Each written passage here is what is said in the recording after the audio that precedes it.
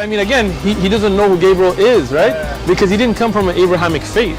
The people of Mecca were pagan. Quran is mentioned, if this book was from other than God, they would have found in it many contradictions. If a book is without contradictions, that has no bearing on whether it comes from God or not. I've had phone books that are inerrant, but I certainly don't think God gave them. That we believe without understanding. Take this wing of flag, you sons! That the standard narrative has holes in it. The Prophet tells us because Satan or the devil sleeps over our nostrils. Those who oversleep and not pray Fajr on time, Satan urinates in their ears. I really do think Jesus was crucified and that he really was dead and buried. He thought that he was a son of God in the sense that he was specially chosen by God. I think Jesus really did think he was going to be the Messiah, the future king of Israel. I mean, that is, after all, why they crucified him. Hello everyone, and peace of Christ all of you. Please invite your friends, and today we will continue our comedy laughing at Muhammad.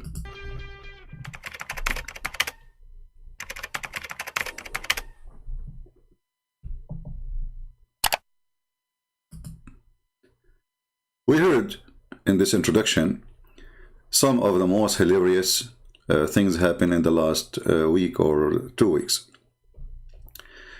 But one of the most funny thing is that the Muslims are so desperate to the point they go and ask an atheist for help. You know, when you see somebody, he claims that he's a believer in the one God who is a shin, and his shin is so sexy and you know it. When you see somebody, he is a believer and he go after an atheist who believe that anyone believing God is stupid. When you see somebody, he is a Muslim, and he asks someone, he deny everything written in the Quran to be true, just to fight Christianity. How stupid is that? And this is exactly what happened to this Abdul.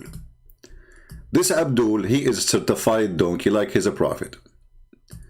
So if we check out what happened exactly in this interview, you know, for me, the interview doesn't make any difference. You know, I mean, this guy, he's an atheist. What do you expect him to say? And what do you expect him to say? This guy, he believes anyone believe in God is stupid too. Ask him, do you believe in God? He will say, no, people who are stupid, they will, you know. So, I mean, what the point of bringing an atheist, you donkey? Unless you are a certified donkey, and this is the reality. Certified donkey,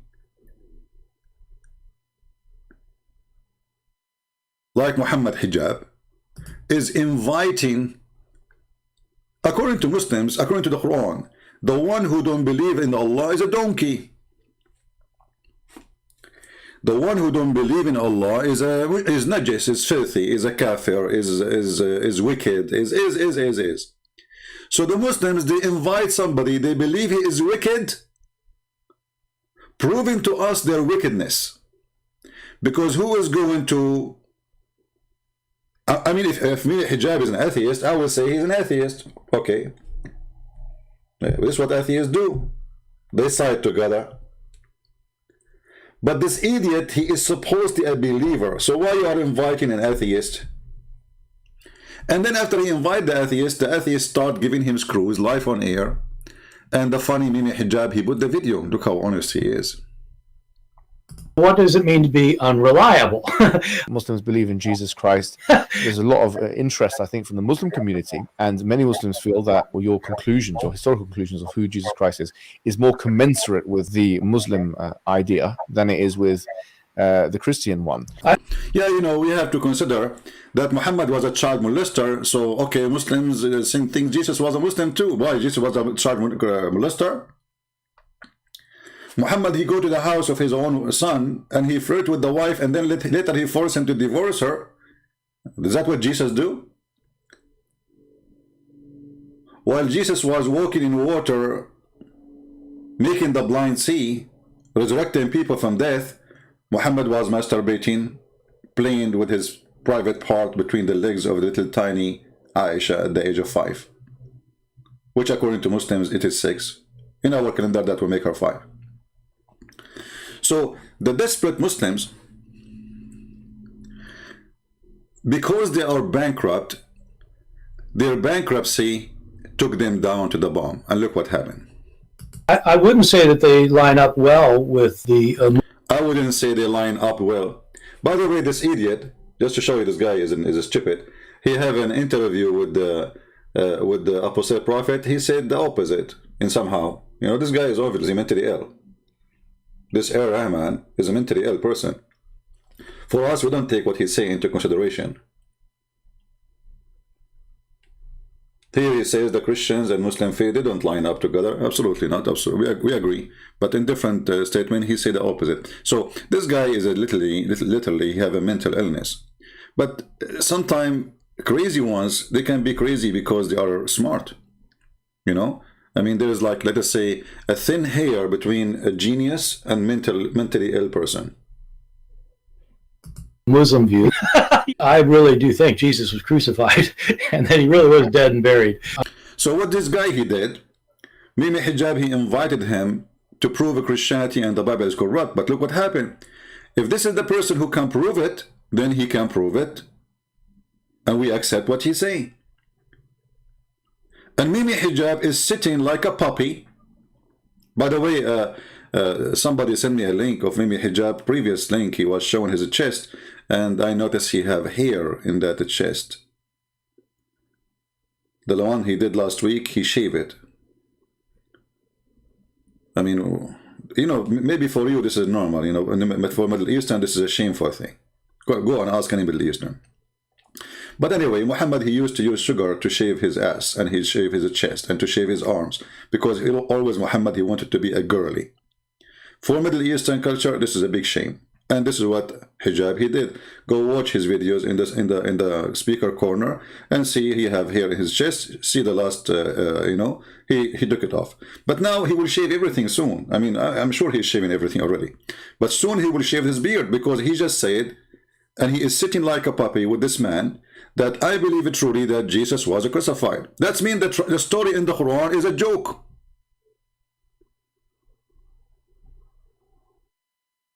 I believe it truly that Jesus was crucified. And not only that, the guy, he said it clearly that the most documented event in the world, it was the crucifixion of Jesus.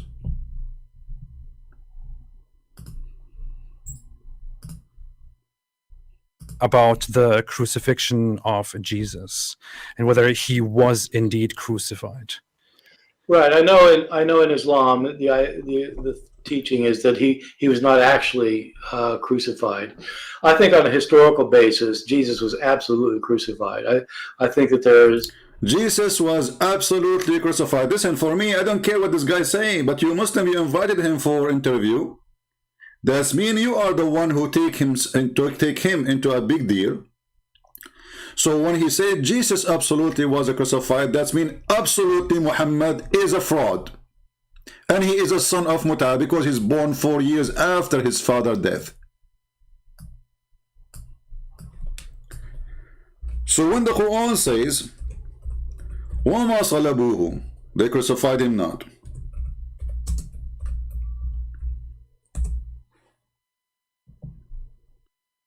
People, don't forget to invite your friends.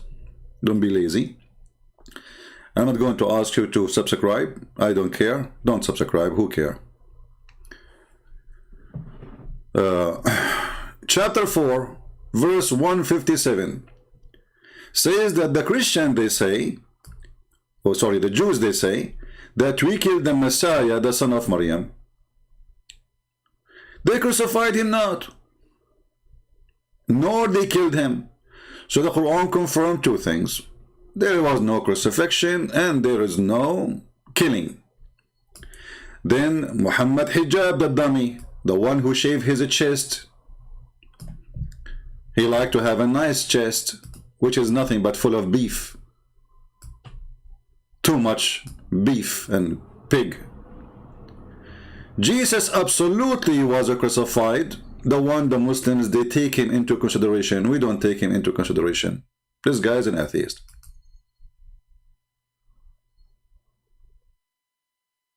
He was what? Absolutely. Absolutely. He did not say maybe. You see, this guy is an enemy for Christianity. He hates it. So why he would say such a thing? is that he was not actually crucified. I think on a historical, I know in Islam the teaching is that he was not actually crucified. I think on a historical basis, Jesus was absolutely crucified. Bingo. So Muhammad is a fraud. There's no question and there's no debate is needed, because the Muslims, they agree that this is the consultant, we can ask him. This is the one we can go back to, and the proof, they have his interview. They have article about this interview now. Imagine the Muslims, this is how silly this cult is. Those people, they have articles about it, but they will not mention in the article what this guy said. That Jesus truly was crucified. And you notice here how many hijab sitting. He is so cute and so sweet, especially when he said to him that your book is the same as the yellow pages.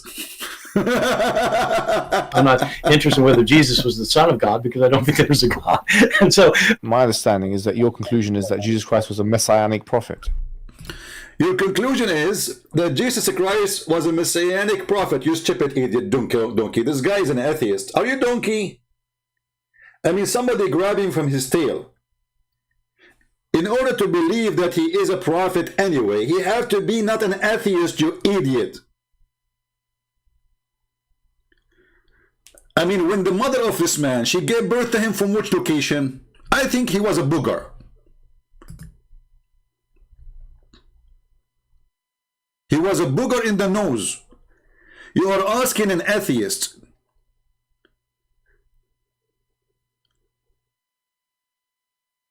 What?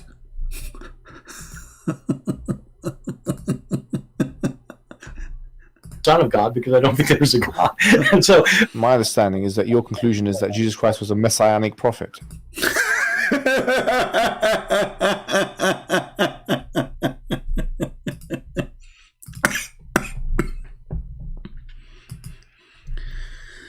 I'm going to open my Skype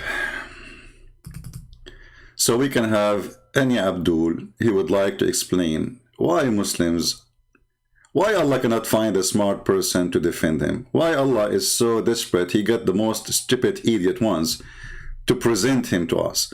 If those are the one who will defend Allah, so who is the one who will fight Allah then? Because it's a... Is the video working fine, guys? All right. Is everything fine? Because from my side it froze for a second. So, do you think that the Messiah, he thought he is a you think he was a messianic prophet?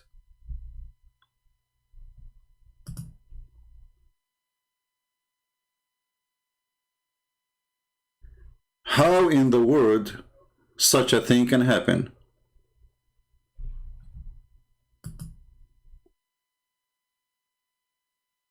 Let us see if we have a problem with our connection. I cannot view my page here. Let us see.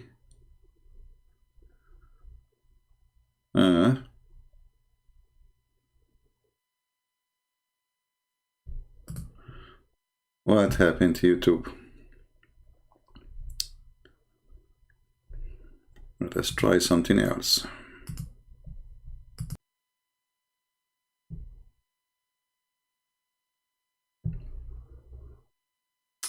I'm not sure what's happening. I don't know if you guys can hear me or not, but my YouTube page is not playing. I don't know. Is it working? Is it not working? What's happening? All right. Okay, now it's coming back. Let us see.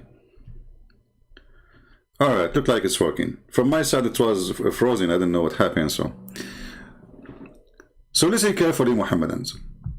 The first thing is confirmed from your Mimi that Jesus was crucified, and that means Muhammad is a fraud, Quran is a stupid, and Muhammad. You see, if this document, which is in the Bible, proving that Jesus was truly crucified, all your idea of Islam is gone.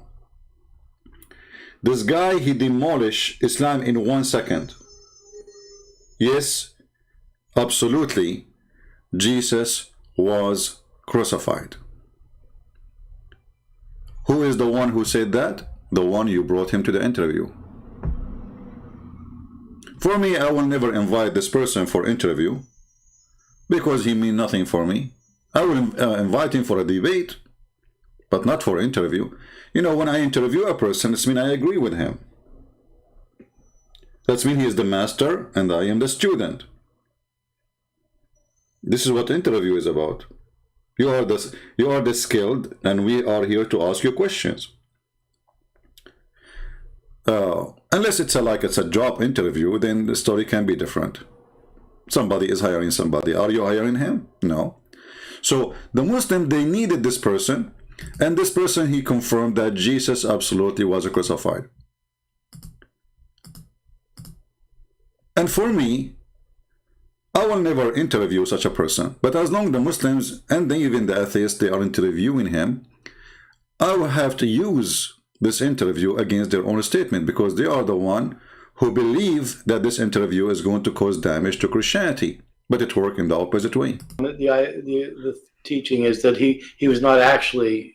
I know in Islam the teaching is that he was not actually crucified.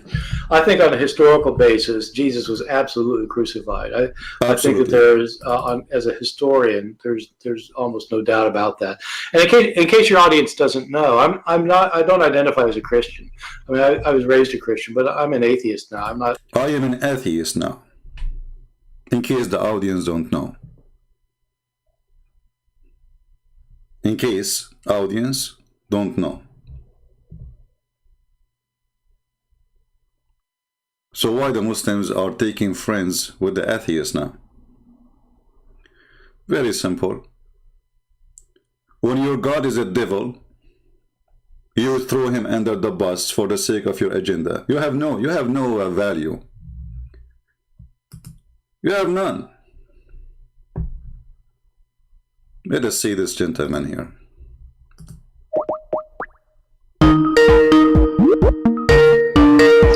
Hello. Yes, my friend, you are live on air. Yes, so did your historian DNA tested the likeness of Jesus that got crucified? Did who? Did your historian or atheist person DNA tested the likeness of Jesus that got crucified? DNA? DNA test, yes. Where do you want to get the DNA? Okay, so when there is no body, you can't prove it was Jesus, right? Okay, did you test the DNA for Muhammad? That doesn't change anything for us. Well, you change, because the Quran says that Muhammad, he says, when a prophet he die, the earth will not consume his body, so we should have a DNA. So if his body is not consumed, then the Quran DNA says that. No, Muhammad Quran he said that. Muhammad he said that he said nothing Quran. That's nothing Quran. I mean, my friend, your prophet. Are you saying your prophet is not to take into consideration? He is a dummy. He says things, stupid things. Here we go. This is your prophet, and this is Sahih Hadith. He says, pray for me on Friday. And today is a Friday. Let us pray to Muhammad. May Allah bless you, Muhammad. May Allah. Okay, they said to him, but Muhammad, you will be dead. He says, but don't you know that the prophet, the earth is forbidden from consume our body? So now if we go to the grave of Muhammad, we shall have the body of Muhammad there, and we can take the DNA. But the hadith report that Muhammad, after 3 days from his death, because they didn't bury him, they believe him, they said, okay, he said the earth will not consume my body.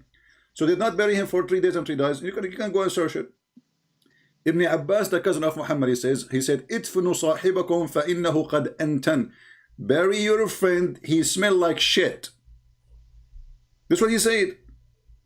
And then the other hadith says that his pinky and his fingers are shrinking, like he's grabbing his hand. It's what happens to people when you die. And he said, قَدْ رَبَ بَطْنَهُ, you know, the belly of a human being when he die, because whatever he ate before he died, the bacteria will start, you know, doing their job, which is they are there for it. and then a lot of guys will come and will make his belly like a pregnant woman. So, and then Muhammad starts farting. So you are the one who mentioned the DNA. We can solve the problem about Islam very easy. If Muhammad, his body is there, we can go and get his DNA, and that will prove that what Muhammad he said is true. That the body will not consume that the earth will not consume his body. His body will not decay. But as you see, even before they buried him, his body is already decay. What say you? You changed the subject, right? No, you are the one who mentioned to me the DNA. Is it me who said DNA? I said for me. I said to you, how we will get the DNA of Jesus? If you Muslim, you stupid, you believe that Jesus right now in heaven. Don't you Muslim believe that Jesus in heaven now? How I'm going to get his DNA? So without if there is a bus, stupid Abdul, if there's a bus to go to heaven right now and get the DNA of Jesus. So you can prove it was Jesus I'm crucified. asking you, is Jesus now in heaven or is in earth according to your stupid cult? Before crucifixion, he was in heaven. This is not the question. Jesus not now where he is, because you are asking me to get his DNA. So if in order to get his DNA, we have to go and get the DNA from Jesus himself. Jesus right now is alive or he's dead, and where he is, answer me. He's 11. You can't get the DNA, so you can prove it was Jesus crucified. So you are stupid then, because Jesus, he is alive, and now he is in heaven, and this is in total agreement with the teaching of Christianity, because we believe that Jesus, after the crucifixion, he went up to heaven. Now I'm asking you, the gentleman who Mimi Hijab, he invited him, and he agreed that he's a scholar. This is what he agreed. This is why he's inviting him. He said that Jesus absolutely was crucified. He didn't DNA tested the likeness of Jesus that got crucified. I'm asking you now, the guy he said that, he confirmed. He don't have a DNA too. So why you Muslims don't agree with the one you interview and he said Jesus absolutely was crucified? Why should we agree with him? What do you mean not? Because he didn't DNA tested Jesus. Okay, hold on, but you are the one who invite him to take his professional opinion. Just asking him, yes, just asking him. But what do you mean just asking him? Okay, he answered you now. Now it is your turn to refute him. Because now he got your Quran busted. The Quran says that Jesus was not crucified, nor he was killed. Okay. Okay. So when the guy he says so, no, he was killed and he was crucified. How did he know when he didn't DNA test it? Hold on. And your dummy Mimi Hijab sitting like a puppy. He did not say to him, no, we have a proof that he was not. Did he say we have a proof he was not? No. The guy, he said, this is the most documented, even by non-Christians, that Jesus was crucified and he was killed and even he was buried. And then you Muslims, you sit like a puppy in front of him. You don't say, no, we have a proof. They did not say to him, the DNA. This is the most silly argument ever. Let us talk about DNA. Do you like to talk about DNA? Okay. Okay. What is the DNA? DNA should be get from the blood of the person. The blood of the person. Yes. So, okay. So now, if there is somebody have no blood, he have no DNA. But your books have recorded he was bleeding, right? I'm asking you. Are you stupid or what? Are you going to say that somebody should have saved the DNA in the floor since 2,000 years ago? Is that what you are saying? I want to know, what is your mother feeding you when you were a kid? Wasn't his blood in his tomb? I'm asking you, are you going to say that we should have his body saved for 2,000 years because you need to check his DNA? I repeat your question. I didn't get it. Repeat the good. Okay, I will repeat it for you as I can now. Brother and sister, a Muslim called me and he said to me, can we get the DNA of Jesus? Because if Jesus was crucified, we needed the DNA. Okay, now this is the answer of Zakir Naik to you, so you can understand. Are you saying that we need to save the blood of Jesus for 2,000 years so we can send the DNA? Here we go. Do you understand now? Gospel of Basilides has recorded Jesus was crucified. I'm asking you, are you saying that the Christian, they should save the blood of Jesus for 2,000 years because one day somebody will know how to examine the DNA? And you stupid idiot, let us say we get the DNA of Jesus. That will prove nothing, because all of us, we have DNA even before we die. So you are a stupid mental. No, you can't prove it was Jesus because no one can test it. Prove it? Because if Jesus, he is dead or alive, the DNA is the DNA. Nothing changed. He's a No, life it changes because it was the likeness of him, because it wasn't Jesus. That's the change. That's the change. I mean, you know, this is one of the proof that Islam is stupid, that the God of Islam, he could not find one smart person to defend his religion. Now, why you did not answer about the DNA of your prophet? Why your prophet he lie? Saying You changed the subject. You changed the I am subject. not, because here we go. Nobody have DNA. You are being stupid. You know why? Nobody have has a DNA? DNA. Secondly, you idiot. Secondly, Jesus is in heaven and he is not in earth to go and find a grave and dig it and maybe we can find something. So the Muslims believe that he is in heaven. The Christian believe he is in heaven. So your argument is even against your own belief. No, you believe that he was in the tomb. The tomb had the blood. So where is the DNA of that blood? Well, you know, Jesus he resurrected, which means everything belongs to Jesus. Go back to Jesus. So you can't prove that the blood is belongs to Jesus. Can you prove there was blood? You guys have recorded he was bleeding. I'm saying to you, can you prove that the blood did not stay there? Can you prove it? What do you mean stay here? Well, aren't you the one who wanted DNA? Okay. Okay, can you find the blood?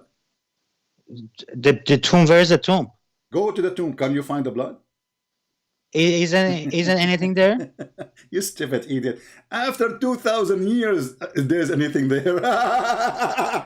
So you can prove it was Jesus. Okay. So you can prove it was Jesus.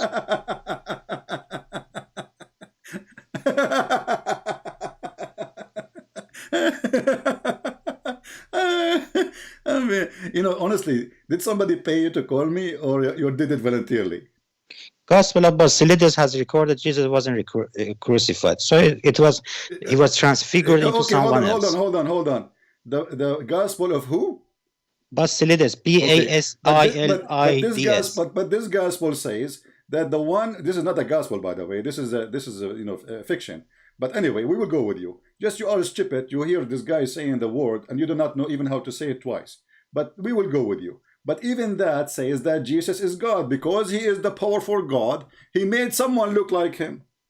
Do you agree with that? Where does it say Jesus made someone look like him? You are making that by yourself. Okay, here we go. Everybody will laugh at you again. Here we go. This is the interview. Open your YouTube and mute my Skype for now. Okay. All right. Here we go. This person, he will get you busted. You are an idiot. You do not know what are you talking about. In case your audience doesn't know, I don't identify as a Christian. I mean, I was raised a Christian, but I'm an atheist now. I don't have a particular stake in any of this information personally. But I think the crucifixion of Jesus is probably the best attested, one of the best attested events of his life. It's found all over the place in our early sources. It's even mentioned by non-Christian sources, and it's a kind of a complicated thing for me to argue. Although I can at length, if somebody wants me to, it's not the kind of thing that Christians would have made up about him if they wanted to make up legends. If they wanted to make up something about Jesus, it wouldn't be that he got killed by the enemy, tortured to death. What they would have made up is that he became the king and he's sitting on the throne in Jerusalem. But they couldn't make that up because everybody knew it wasn't true. And so they had to say, well, yeah, he got crucified. But then they ended up saying that because he was crucified, that was significant, that it was the plan of God. And but they're kind of explaining it. They're not. They're explaining because they got to explain it because he was crucified. Yeah.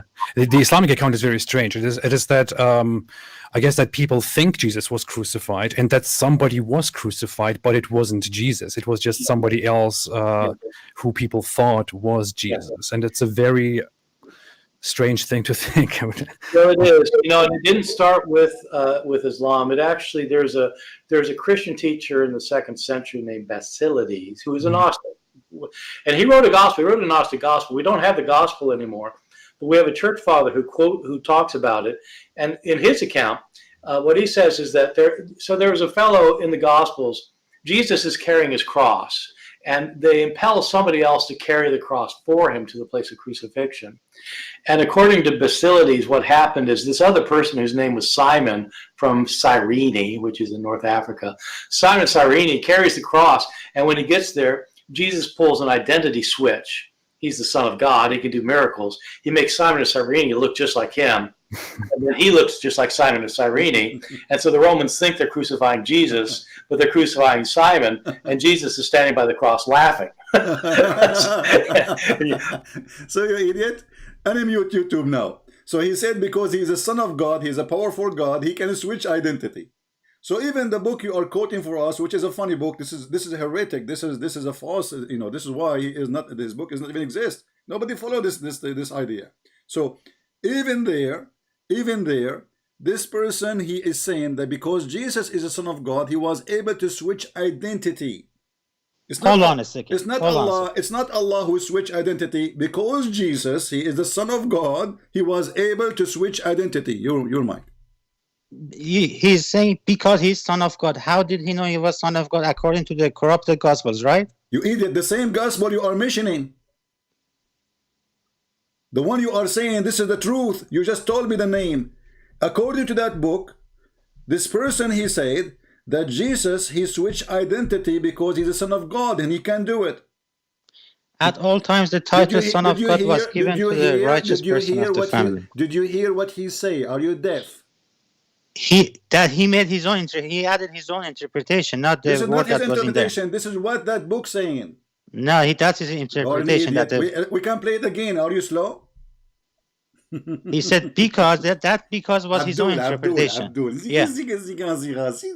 Okay, hold on. So let us go. I will go with you. So why your stupid God never mentioned this Bible? Why should mention any Bible? No, your God, he mentioned the word Injil, which means which means the book is written in Greek. And who is the one who wrote the book in Greek? Injil is a revelation given to Jesus, not saying that he will get crucified. No, hold on. There's no book revelation given to Jesus. That is a stupid idea. Even your stupid Quran says that Jesus, when he was in the cradle, he spoke as what? As a prophet, correct? He spoke, okay? Okay, so when he got the revelation, if he spoke in the cradle, when he got the revelation, I want to know. From his birth. Before his birth or after? After. After. Prove it. Go ahead. Give me the DNA test. That is not related to this subject. No, this is related. Because Jesus is just born. He don't talk yet. And yet he is talking, saying, word of God. So Jesus did not receive revelation. Jesus is the revelation. Are you referring to our book? Some of that our book is true, right? I'm talking about your stupid Quran, chapter 19, verse number 29. Quran is true, right? I'm not saying it's true. It's a true joke. So don't use it as to show the I'm truth. using it against you because you are a joker. That's not against me. If it's against me, no, it's against you because if you go to court, I have a degrees in law. So when you go to the court, I saw a check written and signed by you, not by me, you idiot. So this is a book signed by you, agreed by you. So I use signed it by me, you. Okay, agreed by me, okay. All right. And it says Jesus was a prophet. Did Jesus speak in the cradle? And it said Jesus was a prophet only, okay? Okay, no, hold on. You said he received revelation. I said to you when? He said by birth. Prove it. What do you mean prove it? Okay, where is Jibril who came to him and squeezed him like Muhammad? When Muhammad received revelation, a guy, his name is Jibril, appeared to him as a man. He squeezed him three times and no mayonnaise and no ketchup came. And he keeps saying to him, read. And Muhammad, the idiot, he do not understand. This is Jesus. He is just a little child, baby child. And yet, he do not need Jibril. He speaks wisdom. He speaks wisdom. Okay, look. He says, peace be upon me, the day I was born, the day I die, and the day I will be resurrected. Does it say that? This is Jesus talking. He did not say, oh, Jibril that came to me. Jibril, hey Jibril, what you're saying? Okay, I'm going to say what Jibril said to you. Can I talk? You can talk. Did he say, so peace be upon me in the day I was born, the day I die, and the day I am resurrected? That verse is about his normal life, that before judgment day he will die, and after judgment day he will rise. But he just said not peace about. He said peace on me. Peace. Okay, on him. Okay. How you can say peace on me, you idiot? He said that. No, peace have to come from God, unless he is God. Peace on me. I cannot say peace on me. I will say you can peace. I can say by myself. Okay, peace on me. No, just to show that doesn't mean I am God. Just to show you how stupid you are. I'm not insulting you, by the way. I'm giving you a degree. But listen carefully. When you Muslim, you say the Prophet, peace be upon him, you are asking Allah to give him peace. Is that correct? No, that is honorification. That's honoring him. This is who is the one who will give him peace? You or Allah? That is honoring him. This is not a giving question. him You peace. need to honoring him. Why he was a whore? He need honoring. I'm asking you now. Who is the one who will give Muhammad peace? The one word peace. Who is the one who will provide peace to Muhammad? You or Allah? That's not the peace that you're talking about. We This are is not, honoring him. But first of all, there's no peace. In the Quran, it says, Allahu wa malaikatahu yusalluna ala nabi, which means they pray on Muhammad.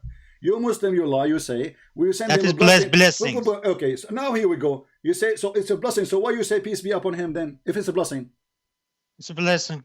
So why you say peace be upon him? What's wrong with it? Okay, where do you get it from? That's for honoring him. Where do you get it from? It's from Quran. Where? Show me. Go ahead. The same verse that you said. You mean about Prophet Muhammad or This is Jesus? about Jesus. I'm talking about Muhammad. Abdul, focus with me. What did you eat? Okay, the same verse that you quoted in You know Allah. what? I will change your name. I will call you a turtle. Because you have a brain of a turtle. Don't take a selfie because it's going to take forever. Listen carefully. When you Muslim says peace be upon him, speaking about Muhammad, where and who is the one who told you to honor Muhammad by saying peace be upon you? And who is the one who will give Muhammad peace on him? Your mind. It's not giving him peace. It's blessings. I don't care. Who is the one? You are the one who said peace be upon him a second ago. Now it's not the blessing. It's not peace. It's blessing. Turtle. Listen carefully. Focus with me. So don't stop shaking. Listen. When you say peace be upon Muhammad. Okay, right? that's for honoring him. Okay. Where you get it from? Where do you get this from? It's from Quran. Where? إن الله وملائكته يصلون على النبي. But this verse is saying Muhammad, Allah and the angels praying on Muhammad, not peace be upon him. That's blessings. Okay, you're stupid. Are you stupid? The word of blessing is not peace. Are you stupid or what? I'm asking you, where we can find the word peace be upon Muhammad? You said to me, Allah wa malaikatahu yusalluna ala nabi, and you don't know even how to speak Arabic. But that verse have nothing to do with blessing. That is Allah praying on Muhammad. You can interpret that your way. We I don't am care. not. We know Even that. Mimi Hijab, he said, this is why it says pray for, not to. That's not praying. That's He blessings. said that. Are you saying Muhammad Hijab was a liar? Muhammad Hijab is a fallible person. He can make mistake. Is your prophet a person who can make mistakes? No, he's infallible. But don't refer to hadiths. Prove it. Don't refer to the poo-poo of Muhammad. The second Muhammad he talked, he is the same as Mimi Hijab. So look with me. The one you said to me, chapter 33, verse number 56, it says, Allahu wa malaikatahu yusalluna ala nabi. So Allah, he pray for Muhammad, he don't pray to Muhammad. Supposedly that make a difference, but that doesn't make any difference. The Muslim, they fabricate the answer or the meaning. They say, oh, Allah and the angels send a blessing. So I'm asking you, where is the word peace be upon him coming from? That's alayhi salam. This is not the question. I'm asking you. You said to me, this is the verse about peace be upon him. This is not peace be upon him. This is, I don't want to use bad word. Abdul, are you why you go? I want you to do this. Okay. Okay. I want you to drink camel urine 3 times. Not in my book. What? Not in Quran. Not in my book. What do you mean not in the Quran? Where does it say drink camel urine in Quran? Where it says in the Quran, don't do mut'ah no more. Where does in your Old Testament says don't sell your daughter as a slave?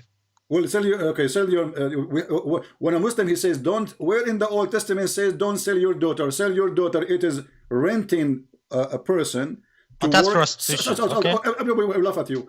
A person, he is a Hebrew. He can rent himself, regardless if it's a daughter or a man or a woman, for 7 years of slavery maximum, because this is how he can pay back what he borrowed, or he cannot even make living. So you idiot, you think when he say he sell his daughter, that's mean the guy who own her. That's it. It is 7 years contract. The person, he will use her as a maid, not as a whore. Now I'm asking you, when you're a prophet, you want to talk about slave, we can switch, and I will make you shish kebab. So I'm asking you now, when you're a prophet, he say something. You Muslims, do you have a backup for it or not? You say to me, don't use the hadith. Wonderful. I'm not going to use the hadith. The Quran says you can do mut'ah. Do you do mut'ah today? Do you hold on? Search Wikipedia sex slavery in Bible. They will show you Don't change this the verse. topic, Abdul. Do you follow the Quran or you follow the Hadith? Do you practice muta? I follow Quran. I follow Quran. So the practice Quran muta. says you do muta. Do you do muta? Okay. When last time your sister she rented herself? I don't have a sister. What about your mother? Mother doesn't. Where does Quran say mother should give muta? For women, who care about his mother if she's a daughter? Oh, it's marriage. So when you use the Quran, use the exact verse. It says, where does it say marriage? Okay, person in the should front give of everybody, can you show me the word marriage in the verse? Oh, it should be in the verse. Quran is a book. It's not in a verse. Quran, You said it says marriage. I want to see it. Show me. Quran clearly said that it's a sin for married people to get. Where? Guys, it's a sense of a marriage. What is a sense? Is that like a smell of marriage, but it's not marriage? I'm not getting what you're saying. Because you are slow, turtle. Okay, let us go back. You know, this is how you try to buy time. I'm not getting what you are saying. No, you know what I'm saying. So when the Quran says you can rent a woman to have sex with her for 3 days or 3 nights according to your prophet hadith, but you said you don't want to follow the hadith, no problem.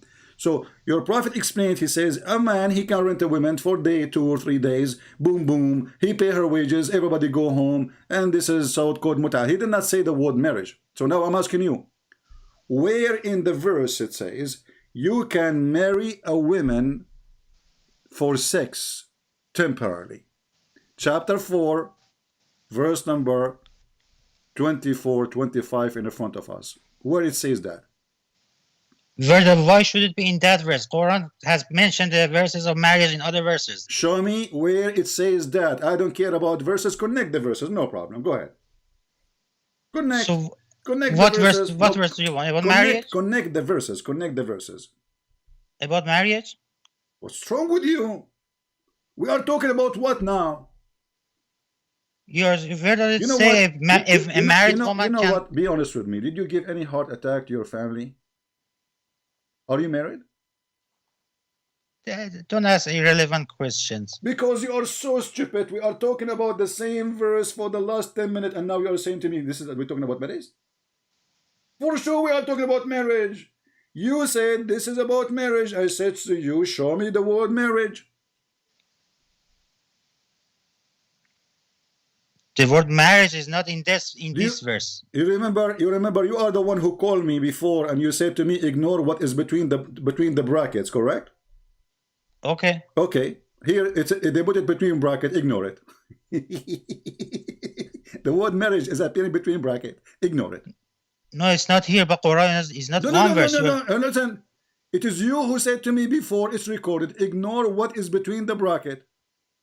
Okay. So it is not there. It's a fabrication, and you are the one who asked me to ignore what is between the bracket. Ignore it. So now where is the word marriage? Where is the word? It's not there. It's in Quran. It's in Quran. It's not in that verse. Quran is a you book. Idiot. We are showing you the Quran. Show other verses clear mentions marriage. This is the verse speaking about muta. This is the only verse speaking about muta. How we are going to show you other verse have nothing to do with the muta. This is the verse about muta. Other verses, where does other verses a married woman can give muta? You see, I got you. Oh, okay. Which other verses said a married woman can give muta? Which one? Abdul, which verse? Okay, guys, which verse it says married women they can do muta? Who's talking about married women? You idiot. We are talking about the women. You can rent her. Did I say a married woman can do muta? Okay, so right now we agree. Okay. Okay, so you Muslim women, you go in the market. She stand in the platform. A person he stop his car. He say to her, "Can I rent you for half hour?" And this is according to you marriage. Okay. Okay. The same is in your book, right? No, where? In Exodus 21:7 and Google Wikipedia. Okay. Wikipedia no, sex slavery. Wikipedia. Exodus 21. Read it for us. Where it says you can do muta. 21:7. It says you can sell your daughter as a slave. But, she is a slave. She will be a maid. Then you can have sex with slaves in other verses. Other verses you can have sex with slaves. You see, you fail miserably. No. You fail miserably. Hold on. Search Wikipedia sex slavery. Sex slavery in Wikipedia. Expedia boy. Listen. So when I ask you for reference, you give me a reference. However, you Two agree, references. you agree. I give you two references, not one reference. No, you gave me no reference. That is a lie. This is not. That's one reference. 21:7 true. Exodus. That is not a true, because the Bible says it clearly. If a man he rape a woman, he will be put to death. And if she is single and he is single, they have a choice to fix it if she agreed to marry her. So you are a liar again. Because no, hold on a second. Hold on. Let me. No. It doesn't say that. It doesn't say that. But boy, don't change the topic. It doesn't say that. So you are the one who said that you Muslims have no problem your sister or your daughter or even your mother to rent herself for. Mother is married. Don't make things mix up. What? Mother is a married person to a husband. Mother is what? Mother is a married person to a husband that has a wife. He has a husband doesn't. There's no marriage. There's no mother woman. She is divorced and she have no husband or widow. A divorced woman. Okay. Okay. So you are saying that Islam is a religion of ethic, and a Muslim woman, she can walk in the street and she can stop by anyone, and a guy he offer her to have sex for $10, and this is Islam. That's in your book also. You fail to show me. I am giving you two verses. One verse, Exodus 21:7. You did not give me anything. The verse there. The second verse. Okay, hold on. So, if you go in the same chapter, I challenge you in front of everybody. Do you like to read Exodus 21? And the second verse also. Do you like to read the Exodus 21? And the second verse. Well, read any verse you want. Go ahead. Okay, hold on a second.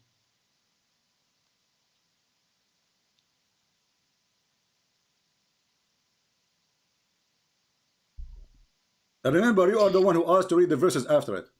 Leviticus chapter 19. You see it Exodus. Don't change now. You said Exodus. You see, I got you. I have okay, you got me. No, we can read that one, son of Mata. Don't play a game with me. You said Exodus 21. You are the one who said Exodus 21. Read and Exodus. The second verse. Hold on. So Exodus 21 says, and if the man he married her to his son. So why you jump from that? It is you who mentioned it. So he 21:7. Yeah, 21. Yeah, 21. Read 21, 7, 8, and 9. Read it.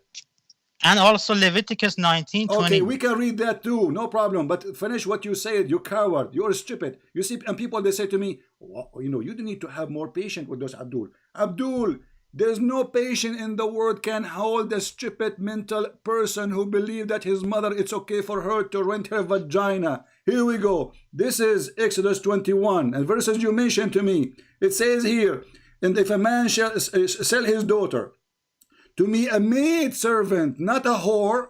Where does it say maid servant? It says in front of you, Potato. It's in front of you. It's a slave. It's a slave. You add words. I got you. And then it says, and if he have married her to his son, you are a stupid idiot. You are a certified donkey. But look what we got from you. That your mother, she can rent her vagina and you have no problem with that. My mother is married. She can't. Get lost. She will be divorced soon and she will be available. Especially when she watched this video. You see when they lie? Go and read it. It says if he married her to his son, not even to himself.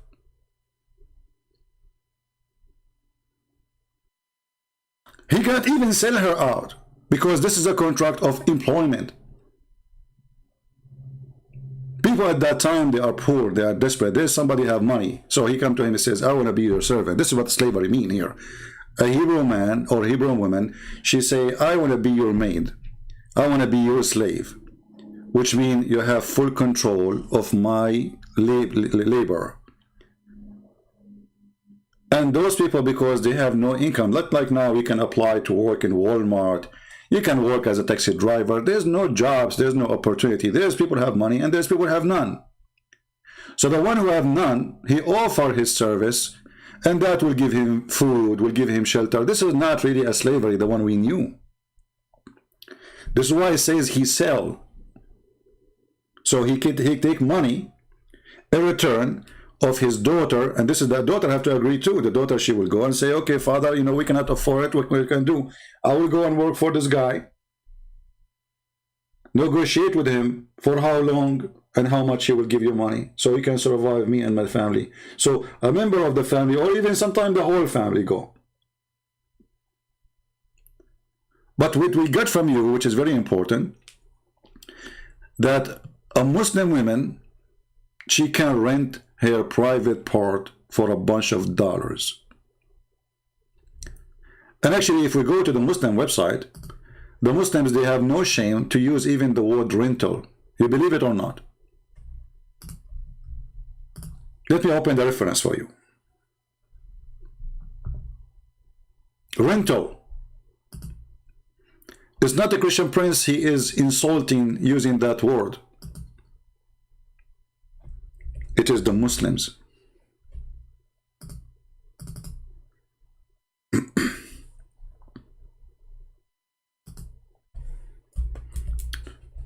This is a Muslim website. I'll put it for you on the screen.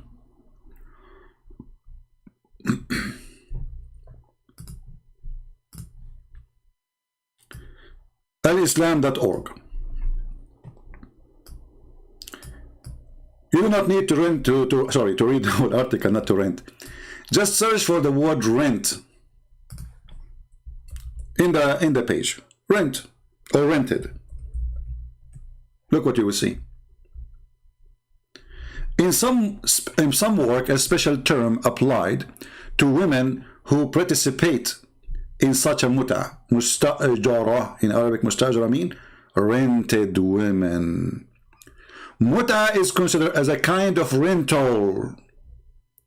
So how the Muslims, they lie and they say Islam and Christianity, they share the same God. Women, they are renting their vagina to get paid for sex. This is from God. So what is prostitution then?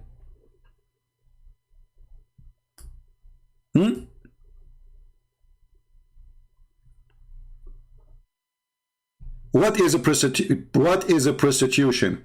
For those who they are in the chat, going out of our topic, especially females, I will block you all. One after one. Anyone is coming here for her stupidity, get lost. Some people here, they come, they have no shame. We are trying to save soul. They are worried about their lingerie. Muslims,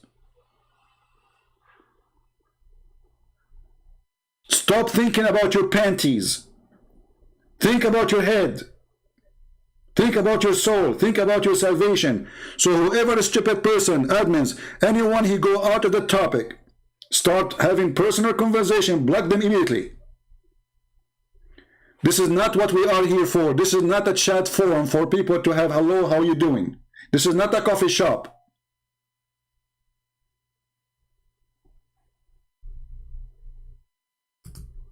We gave you a warning. You better listen. Anyone he see this girl, her name is Nightmare, from the admin, block her immediately. Now and forever. I don't want to see this woman again. Go and see a doctor. Go and take medication. We are here to save soul. They are here to date.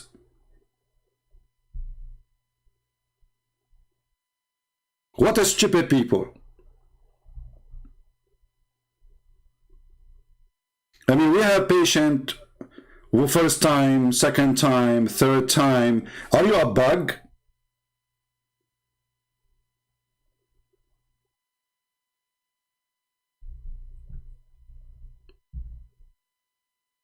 Thank God I am not married. You as women, they make you hate to get married.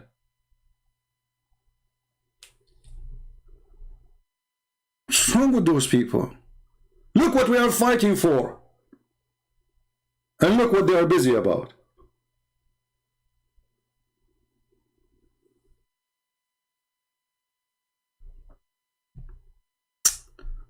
Sorry guys, but sometimes you lose your patience, man. And Muhammad, he have 13 of them. 13? You must be mentally ill, Muhammad. How you can handle it?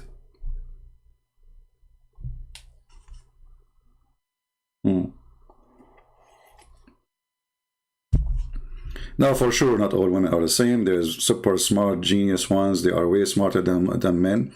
But there is some women, they are really, no, they mispresent their own gender. Now, do we have any Abdul? Do you have the DNA of Jesus? Look at this guy. I mean, this guy, he was thinking about it for 10 years maybe. The DNA of Jesus. What do you want? Do you have the DNA of Jesus?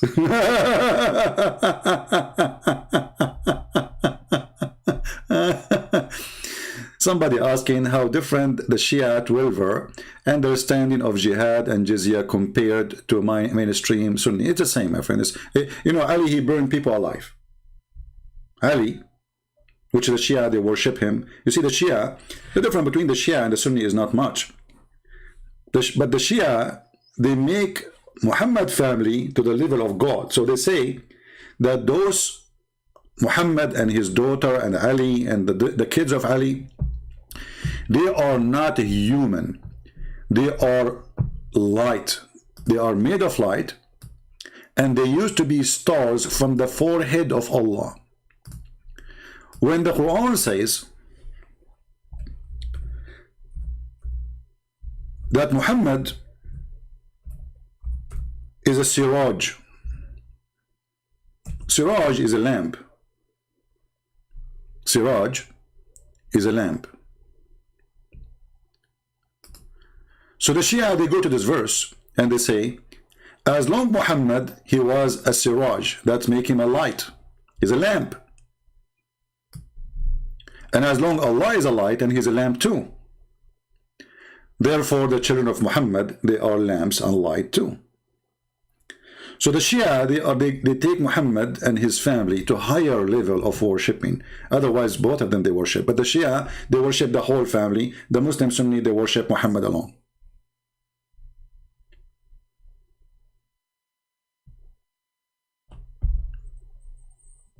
I hope I answered you. There's a person he mentioned about Al-Mahdi, you know, Al-Mahdi in the comment in the previous video. I mean, you know, the Muslims, they have their own fantasy, you know, always. Islam is a fantasy. Islam is not a reality. Everything is a fantasy. So, if I say to you, like if you ask a Muslim, who is the Mahdi? Who is the Mahdi? Who is a Muslim can answer us? They don't know. They have fiction stories. And they go so far to the point they say that the Mahdi is the grandson of Simon. His what?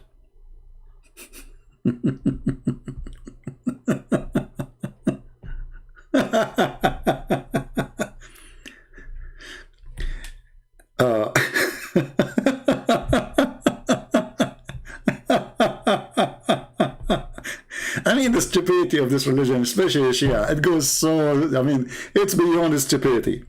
So Simon, he is the grandfather of Al-Mahdi, the Imam Al-Mahdi, which the Muslims are waiting for, and he is the grandfather from the mother side. From the mother side, remember.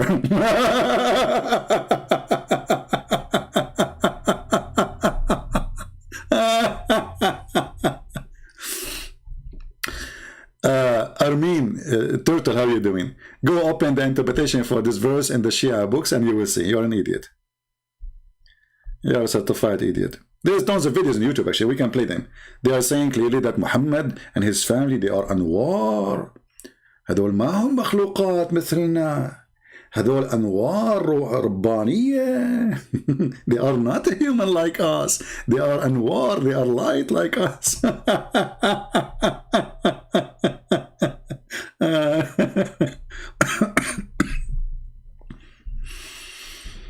Oh boy. You see, Islam is trying to copy everything in Christianity. Jesus have 12 disciples. Muhammad, he have 12 imams. Jesus, he have 4 disciples, wrote 4 books.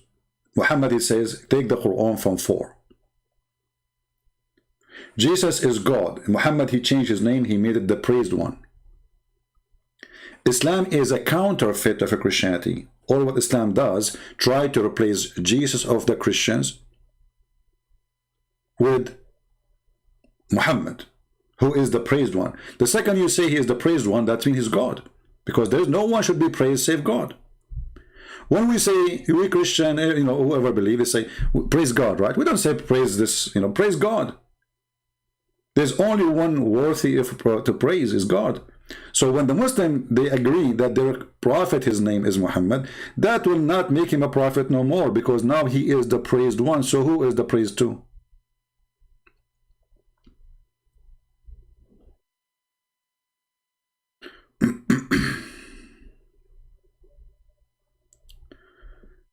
Anyway.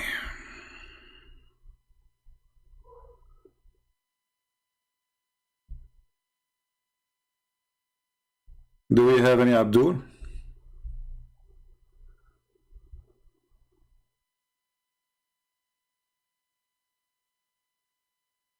Somebody is saying to me where we can find those you are talking about, that Simon. Actually, there's a book Muslims they have. Let me try to find it. But as you know, everything in Arabic. This is why it's extremely important to know Arabic in order to get access to the garbage of Islam.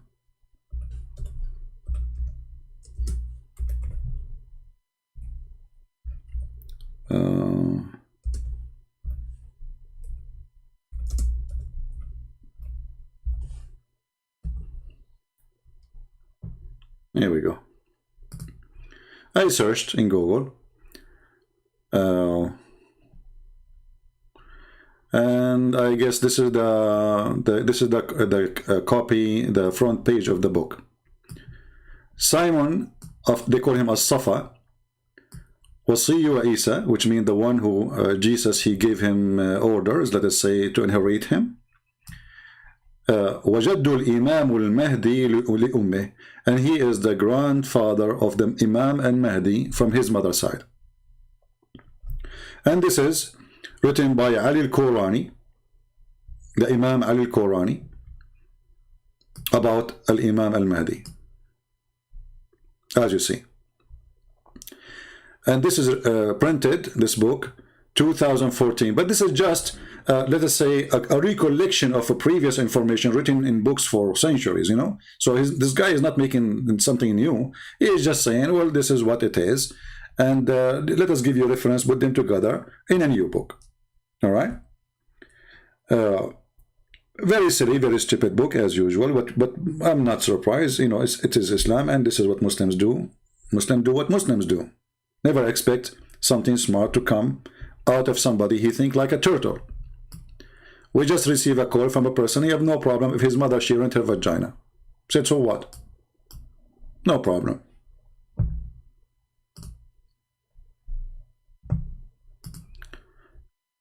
Anyone have a question? Anyway, so the title today actually is about the yellow pages. The yellow pages. You believe it or not, Mimi Hijab, he got an idiot who is really silly, and even the silly one was smarter than Allah. But how this happened? Mimi Hijab, he decided to stood a little bit and to defend the Quran because he looked horrible. So he decided to say something, to add a spice to the conversation. He thought he can make a point of intelligence. In the Quran, it's mentioned if this book was from other than God, they would have found in it many contradictions. If a book is without contradictions, that has no bearing on whether it comes from God or not. I've had phone books that are inerrant, but I certainly don't think God gave them that.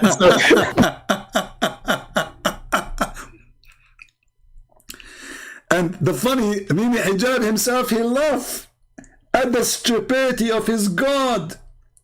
Because how in the world you come to me and the proof is that if this book is from God, you will find no contradiction. Open Mickey Mouse magazine. Find me a contradiction. Try.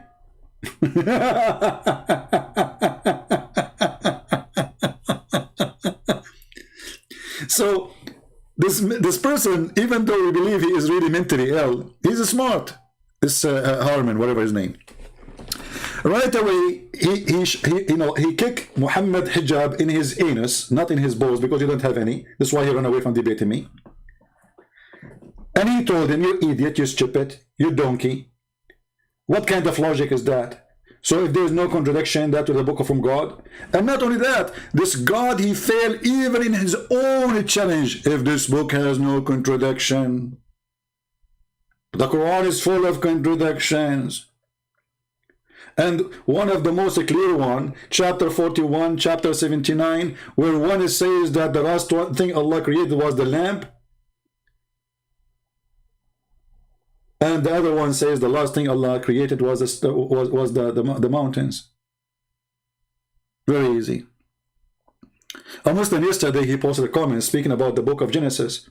In the book of Genesis saying, like chapter 1 and then chapter 2, he says, well, here it says that God created the animals first and the human after, and then there it says the opposite. That's false.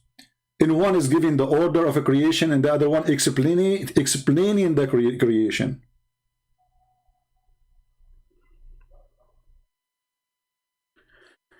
Is it allowed for a Christian to fight back evil? You see, depend in the evil. As an example, if the evil is somebody, if I live in a city, I should not fight evil by evil. Christians always have to fight evil. But the Bible says don't fight evil by evil. Which means, if somebody rape your wife, you don't go and rape his wife. That is evil. If somebody stole your money, you don't go and steal somebody's money from his family. Go take your money. Jesus said the one who lives by the sword will die. Which means when you commit a crime, it is the right of other side to take you down by the sword, the same as you did to them. So the Bible is full of verses speaking about justice, and the one who killed must be killed. So yes, we fight evil, but not by evil. If somebody commit a murder, he shall be killed for his crime. If a terrorist come to my house right now, he want to shoot me. I have enough bullet to make his ass more than my filter to the water.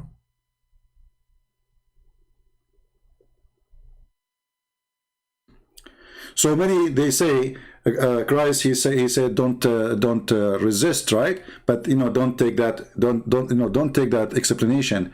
Jesus himself, he said to them, the one who don't have a sword, go on by one. They said to him, we have two. He said, that's enough. So two for what? To protect themselves when they travel to go in the road, not to go and invade and to kill. Enough. You have two guns, that's enough. You do not need to have a storage of weapon, because that means you are going to war. That's not for defense no more. Abu Turab al-Harbi. Okay, Master Abu Turab, you are saying to me you are absolutely an idiot. Why you don't call me, my friend? Let us see who is the idiot. Guys, what do you think? What do you think? When you Muslims, you invite an atheist to prove Islam wrong, but the target is to prove a Christianity wrong. Who is the idiot? When you do interview to someone, he is an atheist. Are you aligning with atheism just to fight Christianity? This is who you are. This is idiot behavior. So Abu Turab al-Harbi, and you are dressed as an Arab, but I don't believe this is your picture. This is the picture of Mimi Hijab after he shaved. Do you dare to call me? In front of everybody. Challenge, and let us see who is the idiot. The idiot, my friend, is the one who say that when you go in the bathroom, shaitan, he go inside your anus. That is an idiot. And that is your prophet. The idiot is somebody, he says, that when you go to heaven, Allah will give you boobs, big boobs. That is a stupid, low-class, trashy idiot. The idiot is somebody he believe that there is a prophet, his name is Muhammad. If we believe in him, Allah, his God, will give us endless penis. I want you to tell me how you will walk with it, Abu Turab. Are you going to walk forward or backward? Because I'm telling you from now, walking forward with endless penis is impossible.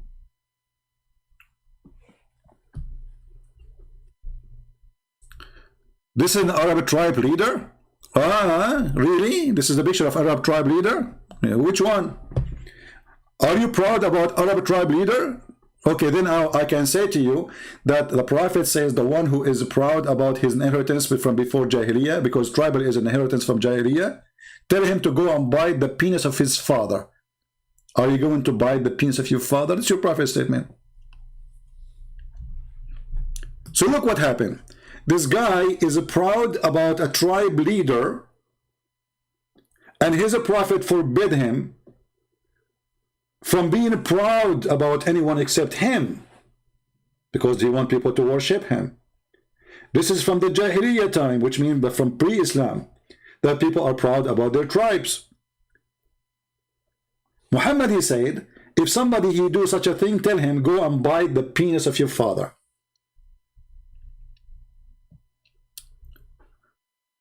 At least have some akhlaq. Look who is talking about akhlaq. Mut'ah, boy. Get lost. We just heard your brother saying, yes, in Islam, he can rent his sister. And you are talking about akhlaq. Mut'ah. Muslim, they have, what's it called? Zawaj friend. Search Zawaj friend. What does that mean? You marry a woman as a friend. So what does that mean? Well, you take her to the hotel, you do boom boom, and then everybody go home. Really? Yeah. What about a travel marriage? You go, let us say a Muslim Abdul is going to Jeddah. His wife, she is in Mecca. What he do? He go in the hotel. He said, can you provide me with the women with the bed? I'm going to stay here for 10 days. He said, sure, halal. They make marriage for 10 days. This is Islam, my friend. Is the lowest ever religion, and yet nobody speak about ethic and ethical as they do.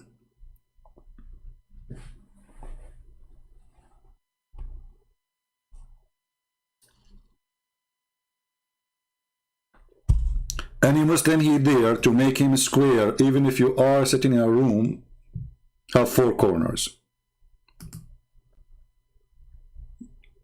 Anyone?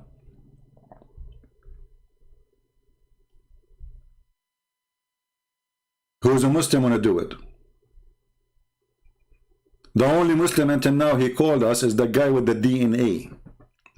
I mean, look at this idea, man. The DNA. Do you have the DNA of Jesus?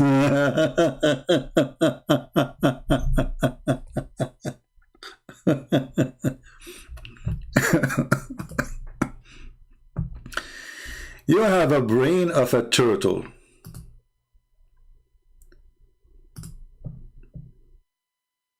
You have a brain of a turtle. Prove me wrong.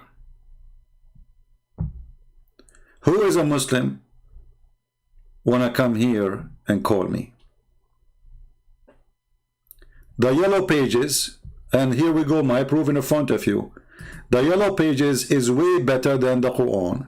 Yellow pages have 0 contradiction. Quran is full of contradiction. That has no bearing on whether it comes from God or not. I've had phone books that are inerrant, but I certainly don't think God gave them. So, no, that is my view. It's a necessary condition for a book from God not to have contradictions. That's an assumption about what kind of... It's a necessary condition. Listen carefully, Abdul. It's a necessary condition from God not to have contradiction in the book, to be a book of God. No problem. No problem. Who's a Muslim and prove that Quran have no contradiction? I say the whole Quran is a contradiction. I say I challenge you to choose for me a chapter is not a stupid, and I will not find a contradiction in it.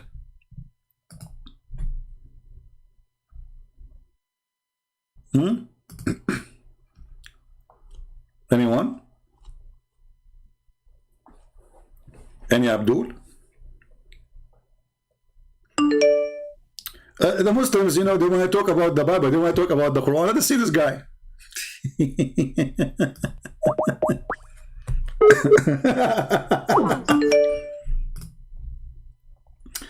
Yeah, let's call him. Just for fun.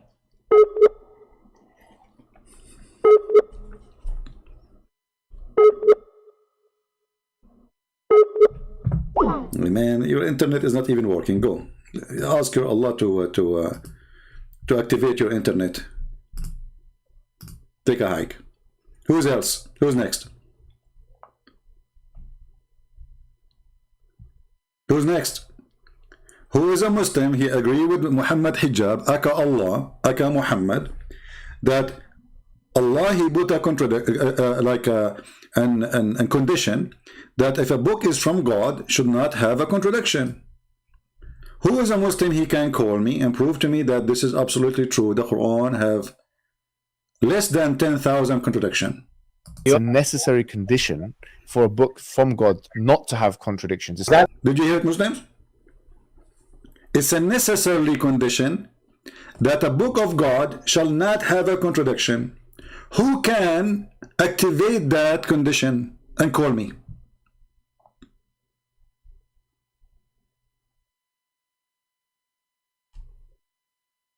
Any Muhammadan? Oh, this guy, the DNA. If I talk to him, this guy is mentally ill. I mean, DNA. I mean, let me call him. As long as there's no Muslims, the DNA guy.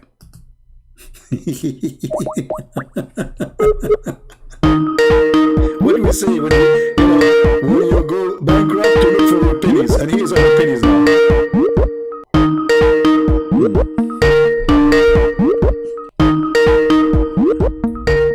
Let us lower the ring. I don't know how they can lower the ring. I have to lower the whole volume because this Skype is really annoying when you call.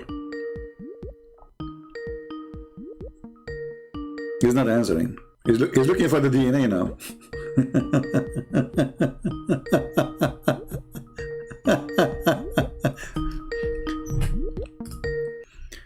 Actually, even the story about the crucifixion of Jesus proving Muhammad to be a stupid and fraud. Because look what happened. When the Quran says that they crucified him not and they killed him not, in the same verse he confirmed that there is crucifixion happen and there is killing happen. Even the Quran says وَمَا صَلَبُوهُ يَقِينًا, which means they are not sure. By saying such a statement, the Quran made a big poo-poo. Why? Let us zoom in the verse. And by the way, all those things between two brackets is not even there. Let us try to find a better, without those brackets. The Quran is so clear to the point Muslim they have to add 20 tons of brackets to make the word of Allah clear, which is supposed to be so clear already. It's so clear, brother. Very clear, brother.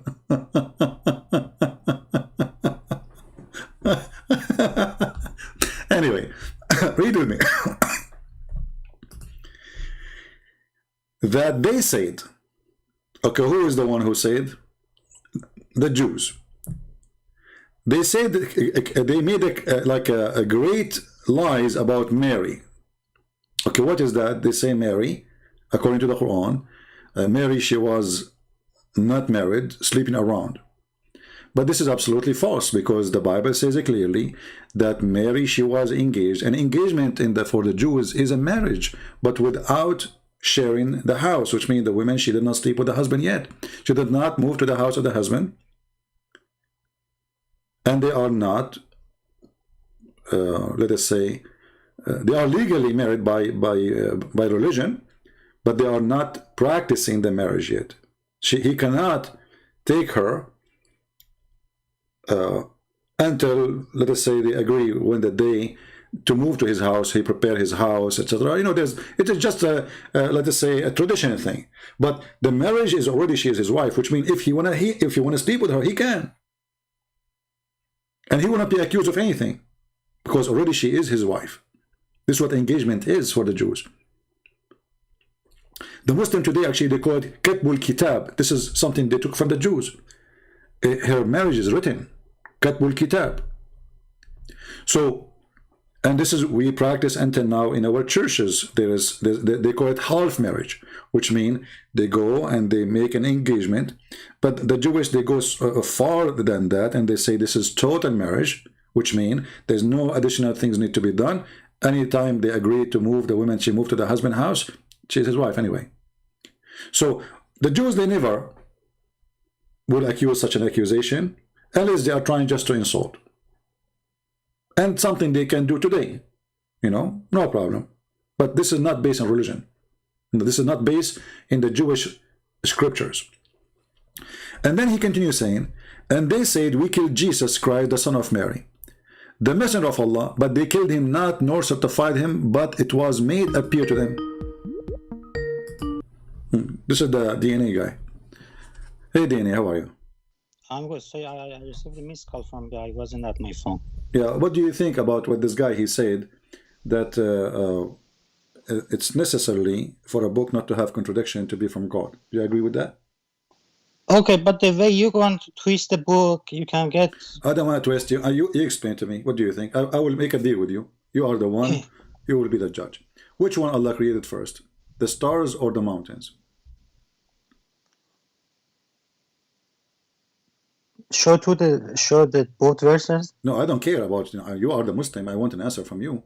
Which one Allah created first, the stars or the mountains? Skies got expanded in the. I know which verse you. Oh, I got you. The other verse says skies were expanded. Thumma doesn't mean necessarily this is not the order. question. This is not the question. Which one Allah created first, the mountains or the stars?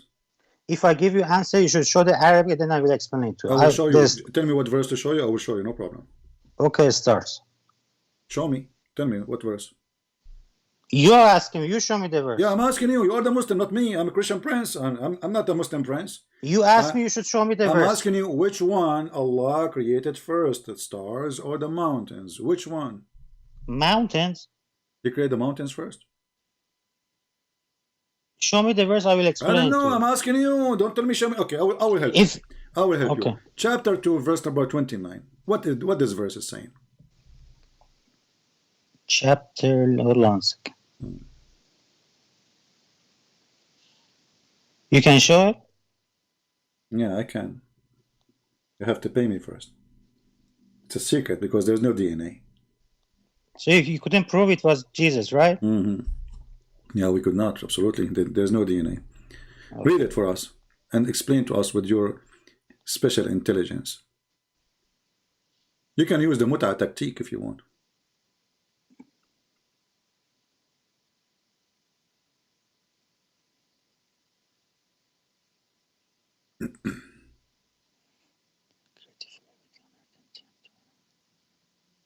Why you are whispering? Why you are whispering? Read it. Show the Arabic. Read it. Show the Arabic. You don't know Arabic. Do you know Arabic? You see, when you read the Arabic, do you know Arabic? My friend, as long as I show you the verse, I gave you the verse number, I gave you the chapter number, read it in Arabic, go ahead. What's wrong with you? And you are not an Arab, and you don't speak Arabic, so what you are saying to me, show me in Arabic? This is debunked in Islamic websites. Oh, debunked in Islamic website. Is that Monkeypedia? It is debunked, so you're wasting your time on this one. No, I have time. I'm here just to have fun. Just go ahead, debunk it. Go debunk it. What does that say? What's it saying? Look at the verse. Explain the verse. Explain. Okay. Abdul, come on, Turtle. Explain the verse. Or what I'm saying. Isn't it debunked already? Okay, tell me what it says in the debunk. The verse that contains thumma doesn't mean the after. What is thumma? There's no thumma here. Hold on. There's a thumma. But what does have to do? Okay. I want to see. I got you. Okay. Okay, you got me. Tell me what. Thumma doesn't mean after here. Thumma does not mean after. So it means what? It means it's continuation. Continuation. So why in the translation is saying then? As a translator, the thumma we know it's not continuation. I want you to change the translator. What translation you accept? I don't know. Hold on a second, let me check in. Yeah, check in. You are checking, by the way. You can check in so easy. Guys, thumma is not after that. Shall we go to dictionary? Shall we go to dictionary? You can go to dictionary. There is a Muslim, hold on, there's a Muslim, he teach Arabic, and he is trying to promote Islam, and he have a class about the word thumma. Shall we play it? Either you have to admit now, I give you a chance to redeem yourself, my friend, from being a liar, or you say, okay, I challenge you to show me. One of the meanings is after. Also, in other sentences can mean Don't tell me continuation. after. What thumma mean? Does it mean after or no? Both. So now it mean after. One of them is after, but in here it means continuation. Here it means continuation. No, it does not mean that. Here we go. Yes, it does. All right, here we go. This is a Muslim video, and he is teaching the Abduls what the word thumma mean. Let me put it in the screen, and everybody will see in a second, and everybody will laugh at you. Let us see what thumma mean. Here we go. This after, you don't need to show it. I said so that. it means after. So why you are lying? I'm not lying. I said this one here. It means continuation. Okay. So you couldn't prove your point. I told you this is debunked. No, it did not. I just admitted that thumma mean. It's not a continuation. It's mean after that. Here doesn't mean after. Okay, where it's okay. Which interpretation saying here does not mean after? Go to the Answering Christianity website. It is debunked. Okay, but Answering Christianity is run by a guy. He's not a scholar, and he is a person. He said there's no magic exists, and he, he made fun of his prophet. He made fun. He says anyone believe in magic is a stupid. Go and watch his debate with me. Do you agree with him that magic is a lie, and whoever believes in it is stupid? So you can't debunk this one, but you jump to another topic, right? You are the one who mentioned to me go to a website. Okay, you go to a website. Tell me what they say in the website. Google Answering Christianity. I'm asking you what they say in the website. The website says this thumma here doesn't mean after. Okay, okay. The website says that. Read it for me. Read it for me. I challenge you. Which becomes a fact. I have to Google it. Whether we can interpret the Quran in that particular way to suit something that is known in the future. And the short answer is, we can do that if language supports that fact. That's one point to note. But the important thing is that the language has to support that particular interpretation. Some people try to fit the Quran with some scientific discovery, and usually these people don't have the right qualifications. See? So this is your Islamic teacher saying, this is what thumma is saying, and some people, they try to make the Quran fit with scientific discovery. So they are liars, and this is a Muslim saying that. Why you want to say that? This is not a Christian prince. And there's a party called thumma. But the question was, how do we know that thumma does not have the meaning of order? Because scientifically we know that the heavens were created before the earth. So the questioner asked whether that was to do with the scientific knowledge that we have. Does scientific knowledge interpret the way we understand verses? Meaning in the future, if we discover something which becomes a fact, whether we can interpret the Quran in that particular way to suit something that is known in the future. See? So thumma is an order of a creation. This potato, he says in a website it says that, in this website it says that. This is a lie.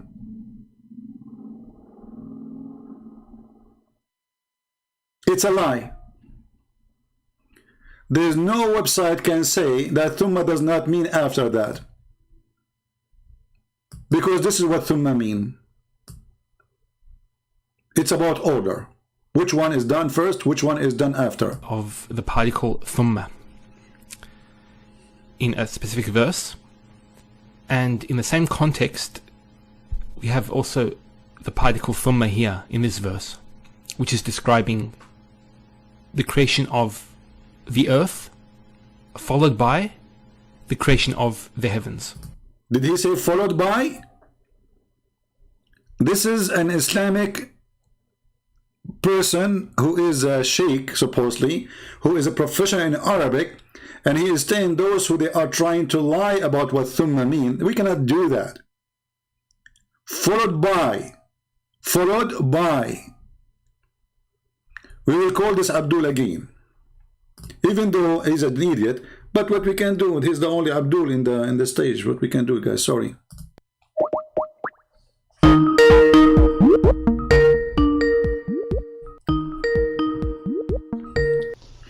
So did you hear your sheikh? Yes, so it says, oh, it's not sequential order, right? He says it is followed by. So thumma mean followed by. It says, he said also it's not a sequential order. He said no. It says about he's talking about thumma. How many repeat it? But he is saying Repeat it. He is saying sequential order. Thumma It's not means sequential followed order. by. He is saying we should not make the Quran fit with science, because simply this is what it says. And thumma here mean followed by. Did he say it's followed by? And didn't he say it's not a sequential order? What do you mean he didn't understand? He said it's mean followed by. This is what we care for. It's mean here followed by.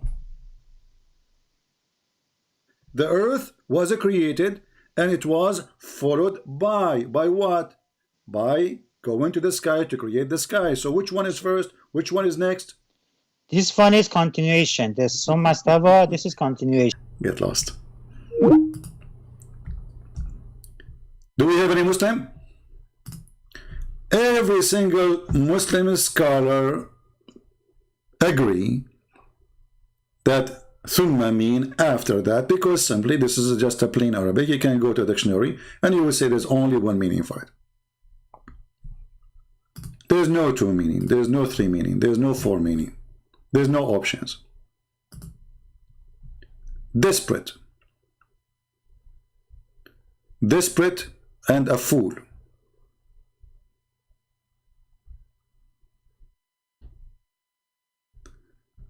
Do we have any Abdul?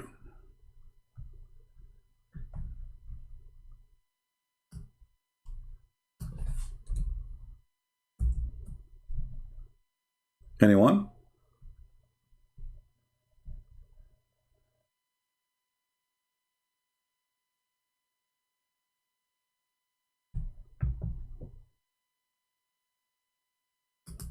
Any one, any two, any half?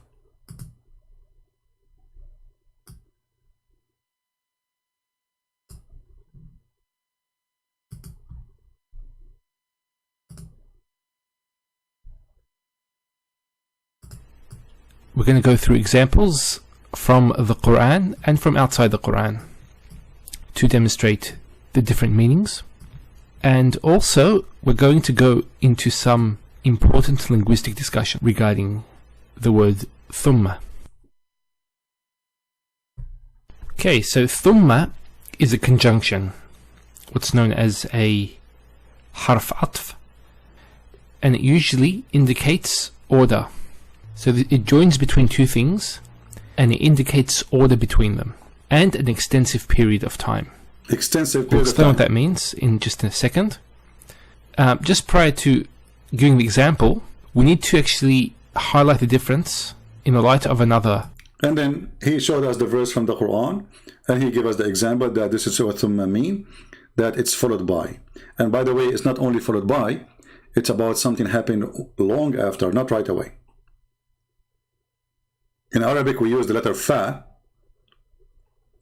like just to add something happened, right away. When you use the word thumma, it's about talking about something took time to happen. Conjunction, which is the fa. So fa is a conjunction that usually indicates order as well. So they both indicate order. The difference is that thumma indicates an extensive period, while fa indicates a brief period. So when the Quran says thumma, not only is saying after that, it is indicate long time after. Long time after. So it's not just a question if it's after no or not. It is long time after. And this is the professional in Arabic, supposedly, who is using his channel to convert people to Islam.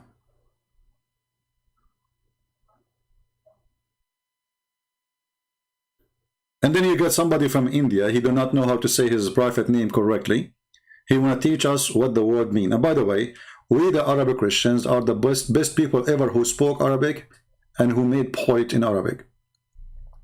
All the biggest famous poet men in the history of Arabia are Arab Christians. And I change any Muslim to say no.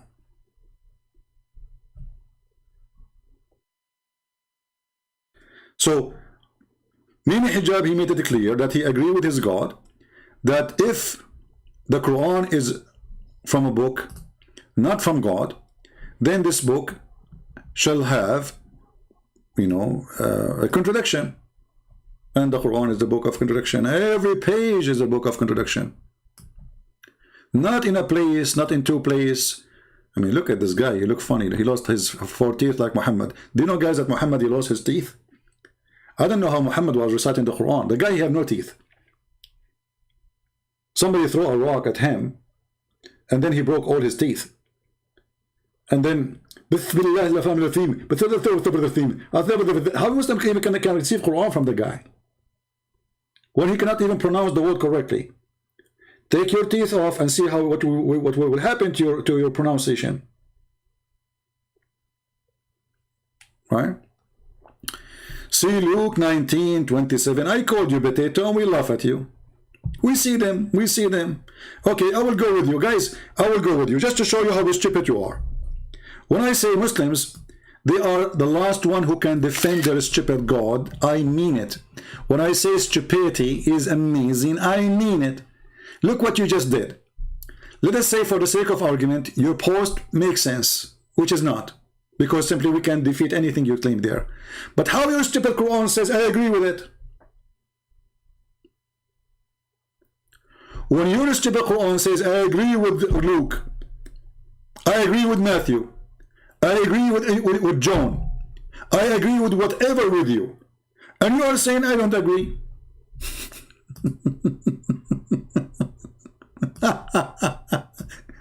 See how easy to defeat all your stupidity.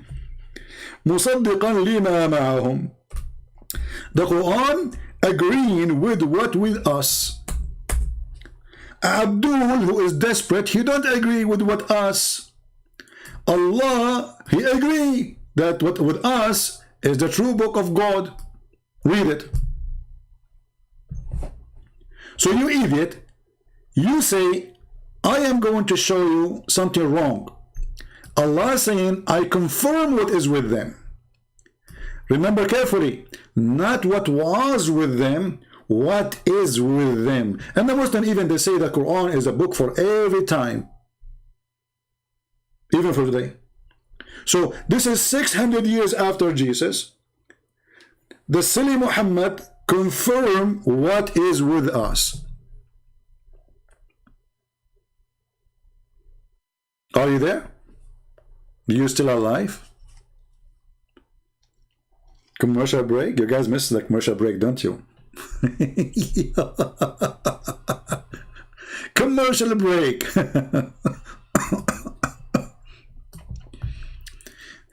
You see, if you start reading the verses from the Bible and you show them that they are stupid and they are silly, they will say to you at the end, you are lying.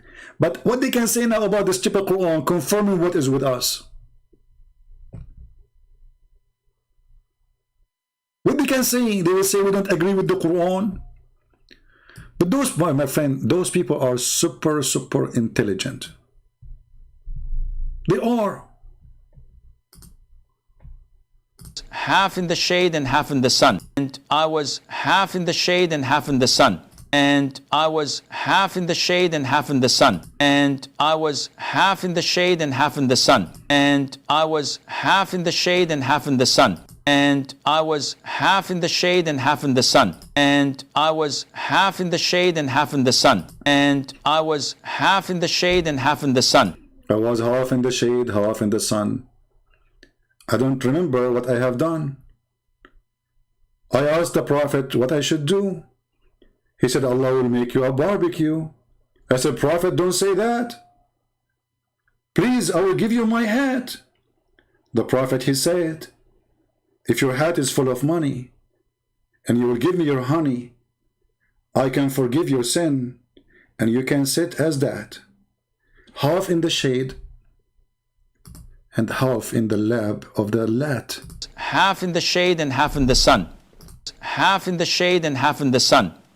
Half in the shade and half in the sun. Half in the shade and half in the sun. While Jesus was making the blind see, Muhammad was busy teaching Muslims not to sit half in the shade and half in the sun. I mean, what an important topic. Was half in the shade and half in the sun. I was half in the shade and half in the sun. I was half in the shade and half in the sun. I was half in the shade and half in the sun. You know what? Isn't it going to be funny if you have half tan, half none? Like half of you is white, half of you is dark? Man, I never thought about that. That would be a nice art. Every day I will sit in the same line, half in the shade, half in the sun. Okay, what will happen if we sit half in the shade and half in the sun? Genius? Shade and half in the sun. So my teacher told me that I shouldn't do that. When I asked for the reason, he said, because this is where shaitan sits. So he's asking me, can you elaborate? Yeah, I can. I can elaborate. What's wrong with you? This is very easy, man. I'm genius. I'm a scholar. I'm a sheikh. Not like you, stupid idiot.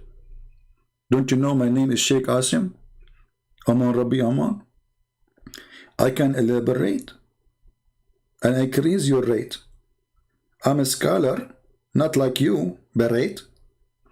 Elaborate for us. Tell us more. Okay, what is the reason? Easily elaborate. Yeah? This is what the Prophet told us. Look at the explanation. Look how deep. Look how deep. He did elaborate now. The lecturer is over in 2 seconds. Yeah, the guy is asking you the question, what the problem if I sit in the sun and the shade? You say to him, I can elaborate. The Prophet said so. That's it. Okay, the Prophet said so, but why? So now he elaborates. This is the intelligence we are facing. Turtle. The turtle God, the turtle religion, the turtle penis, the God who promised you penis if you believe in him. Penis God. You cannot find better than this one. Why the Gospel of Thomas is fake? Well, Abdul, you stupid idiot. As long you are saying the Gospel of Thomas, why it is fake, why you don't approve it yourself? Just to show you how stupid you are. Do you approve it yourself? Say yes. Say yes.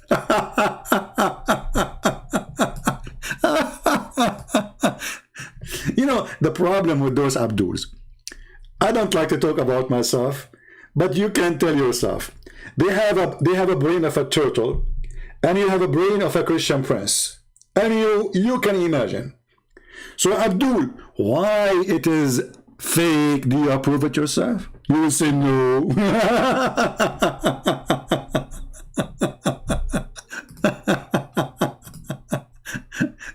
Abdul, get busy with something more important for you. Don't stay in the shade for now. Okay? Half in the sun, half in the shade, it's a problem. Because, you know, the Prophet said so. He's asking me, can you elaborate? Yeah, I can easily elaborate. Yeah. This is what the Prophet told us, alayhi salatu wasalam. Yeah. There are so many things, Yahya, yeah, that we believe without understanding. So how the Muslims come? How come the Muslims, they are discussing verses in the Bible, they won't understand? How come when it's come to this stupid turtle God, they don't care to understand? The second we say to them, Jesus, God says, I won't understand.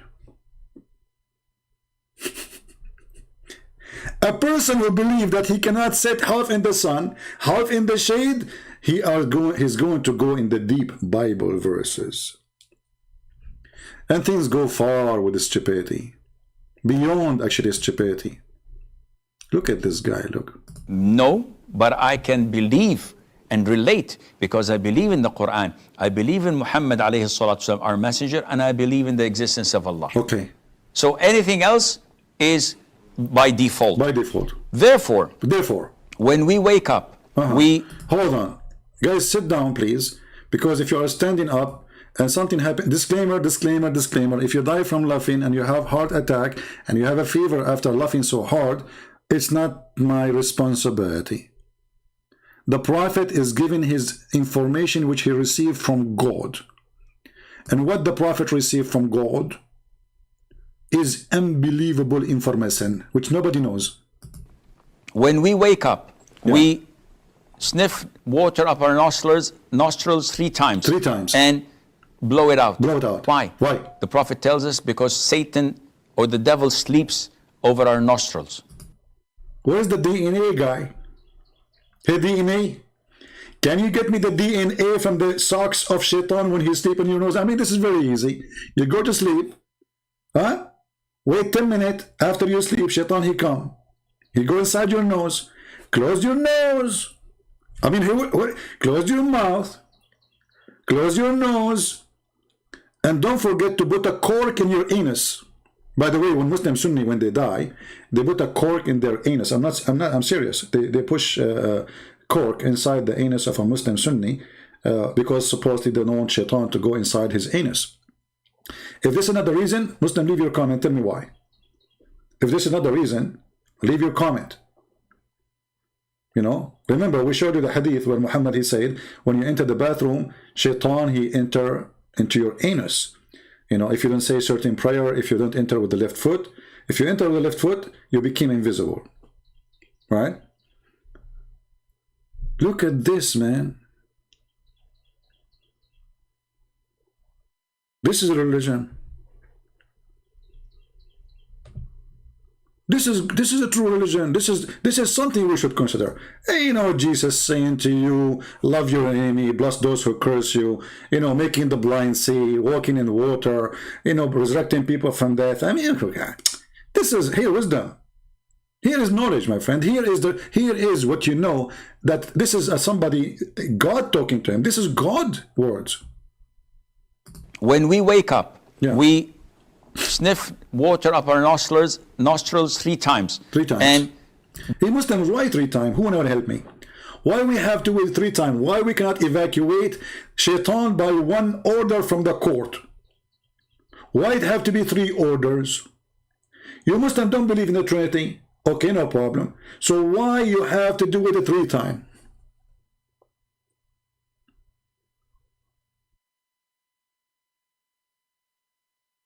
And you're Muslim?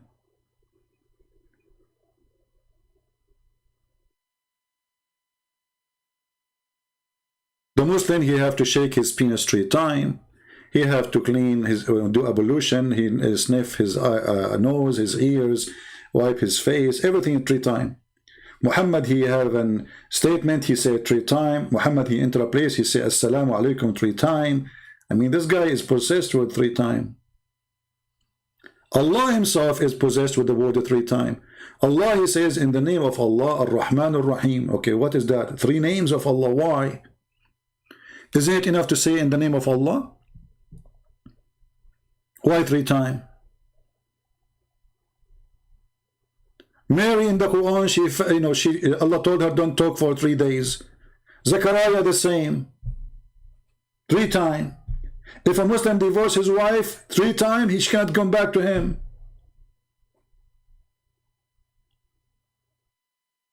Everything is 3 times in Islam. Why is that? Is that in the name of the Father, the Son, the Holy Spirit? Islam is based on 3. Allah, Muhammad, and Jibreel. Can Allah deliver to Muhammad his Quran without Jibreel? No. Can Jibreel deliver the Quran to the Muslims without Muhammad? No. You know, one of the funny things in the Quran, not only it's a book of a stupid contradiction and fictions, the guy dies standing for a year. There's a Afrit, there's a genie, he can bring you women who were in Victoria's Secret from Yemen. There's a genie who died for me to bring me diamonds and jewelries. There's genie who built for me idols in the synagogue, and the Muslims, they claim that they are against idols. No. Things can go really, really, really far. And this is what I'm going to say to everybody now. Who is a Muslim is willing to call me and make a challenge for me that he will give me a chapter in the Quran, any chapter. You have 114 chapters. You will make a challenge for me to choose a chapter and not finding stupid things and contradiction in it. Any Muslim? If there is one chapter in the Quran, it's not stupid. Just one.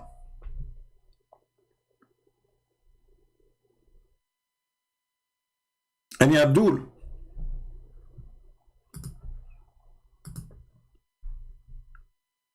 Anyone?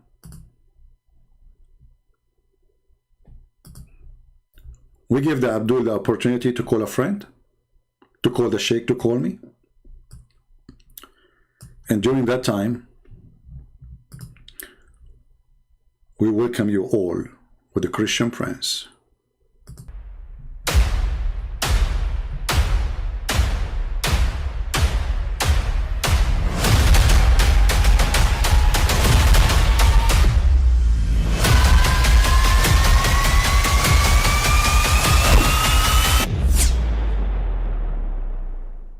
But I mean, again, he doesn't know who Gabriel is, right? Because he didn't come from an Abrahamic faith. The people of Mecca were pagan. Quran is mentioned, if this book was from other than God, they would have found in it many contradictions. If a book is without contradictions, that has no bearing on whether it comes from God or not. I've had phone books that are inerrant, but I certainly don't think God gave them. That we believe without understanding. Take this week a flag, you son of That the standard narrative has holes in it. The Prophet tells us because Satan or the devil sleeps over our nostrils. Those who oversleep and not pray Fajr on time, Satan urinates in their ears. I really do think Jesus was crucified and that he really was dead and buried. He thought that he was a son of God in the sense that he was specially chosen by God. I think Jesus really did think he was going to be the Messiah, the future king of Israel. I mean, that is, after all, why they crucified him. All right, welcome everybody. We are waiting for any Abdul from the turtle kingdom of Allah to call us and prove us wrong. I believe that Allah is a turtle. He has a brain of a turtle. And when I say Allah, I say Muhammad, because Muhammad is the only God Muslims they have. Muhammad himself, he never spoke to Allah. He never heard even the thought of Allah. He claimed that there's a guy, he come to him, he squeezed him 3 times, no mayonnaise and no ketchup came out. And he did not even tell him what his name. We heard this guy, his name is Sheikh Uthman, saying that the angel told him, I am Jibreel. From the first time, show us Uthman, you are a liar. You are a fraud. This is why the other day, you remember, a Muslim, he called me and he says, you know, I asked him how you know about me, why you left, you know. Now, he left Islam.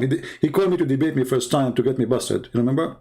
Then he decided after that, after 2 debates, if we can call it a debate anyway, to leave Islam.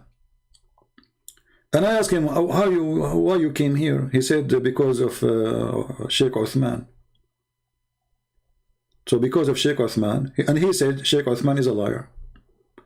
Because of Sheikh Uthman, he is out of Islam. Not because of me. I mean, yes, I convinced him to leave Islam, but the first thing he noticed that Muslims are liars when they try to defend their religion. And then any decent Muslim, he will start asking himself why we are lying to the Christians if we are following the true God.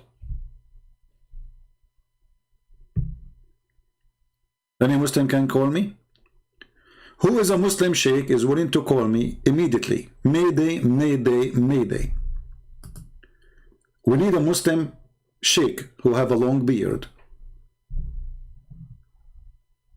who can call us and prove us wrong.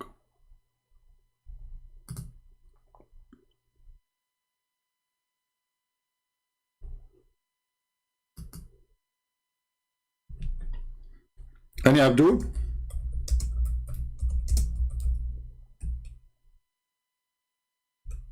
Let us see this Abdul. He called me before, but I was offline.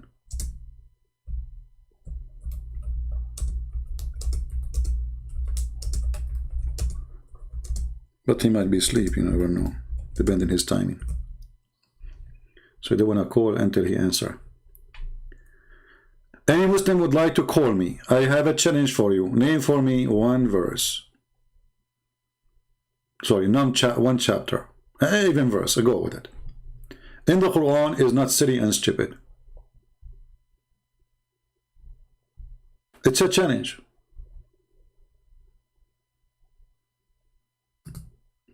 Who can accept the challenge?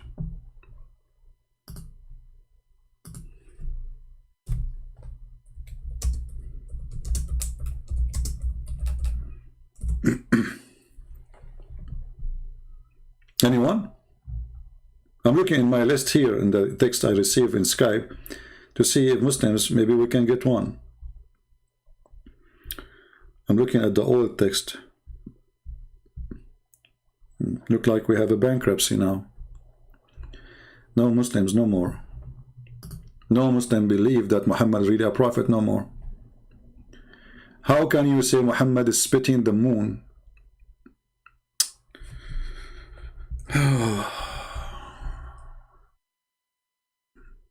What Muhammad did, he's spitting the moon.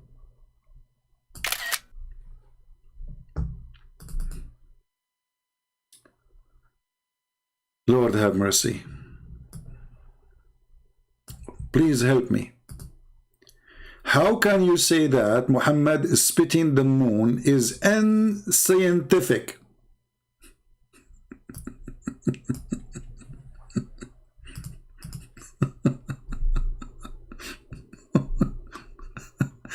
Your prophet, he spit the moon?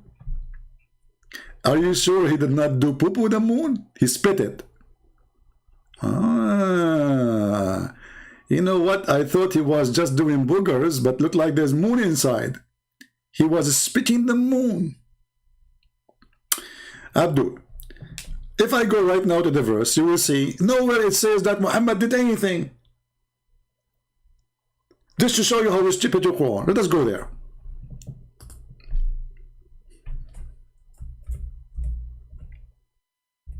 Oops, I'm typing in English. Okay, you have to switch always the language, you know.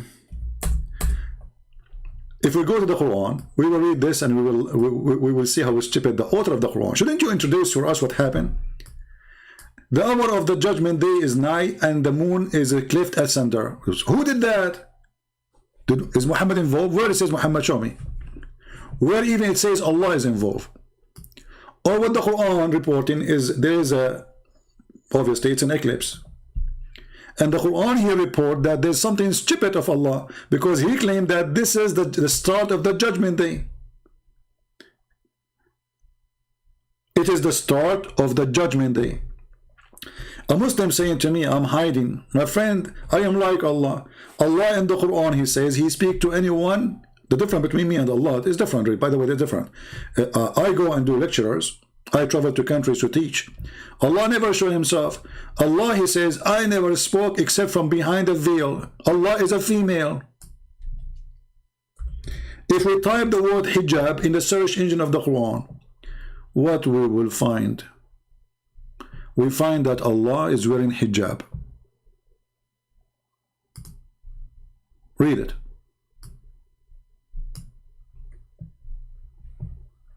Do you see it? Your God Allah is a hijab boy. I'm waiting for you. Prove to me that Allah is a male, not a female. If he is a female, why is he wearing hijab?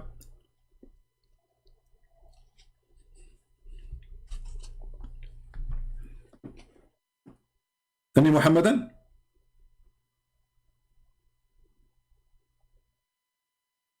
You finish, boy.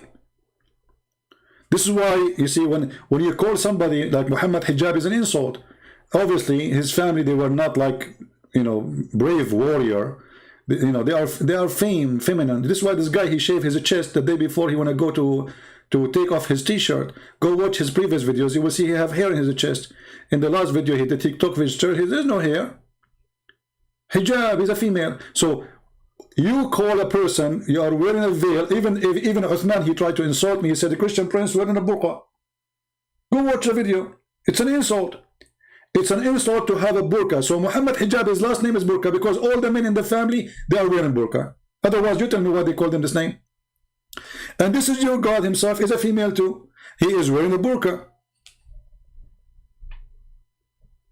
I challenge the Muslim to tell me why Allah is wearing a burqa. Give me a reason. Is he hiding? Is he sexy and you know it?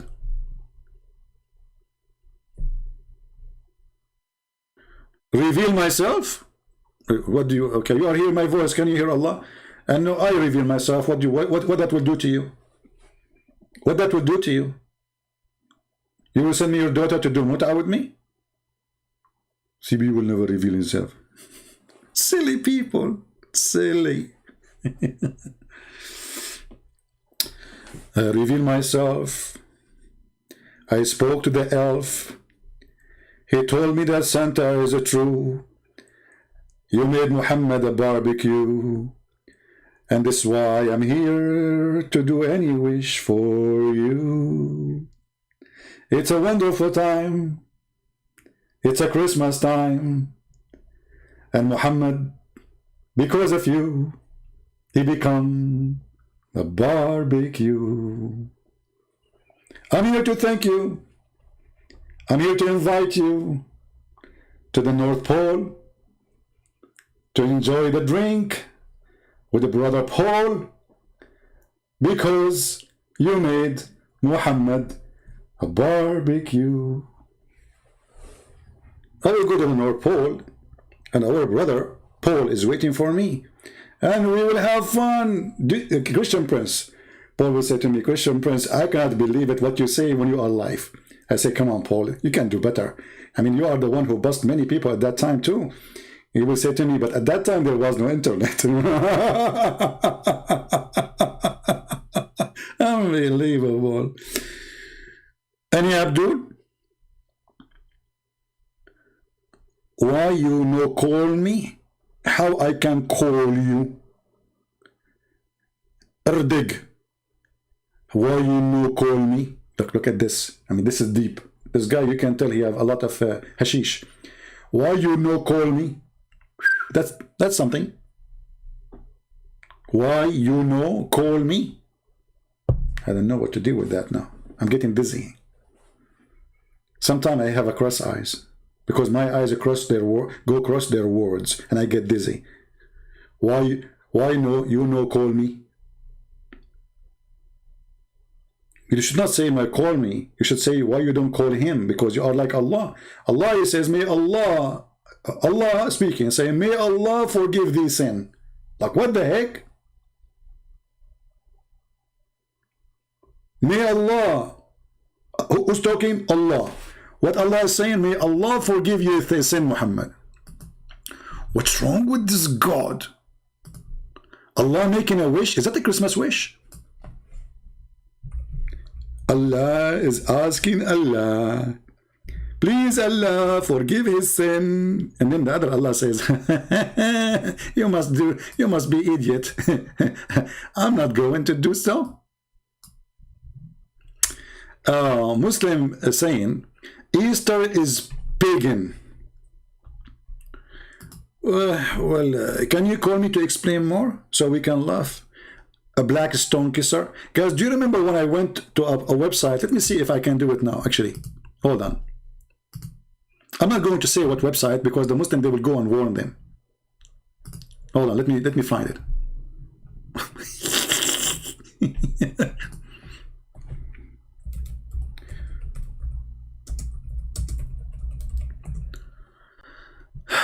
So I went to a website. Let's see, I'm trying to find it.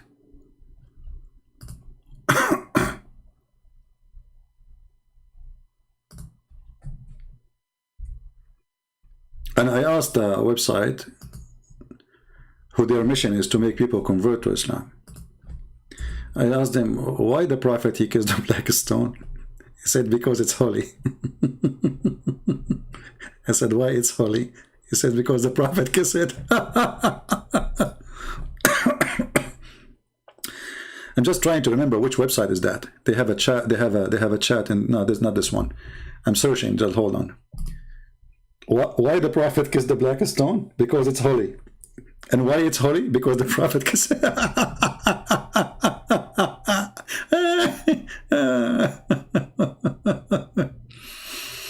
Oh boy. Don't tell me they closed the website. I cannot find it. Let's see.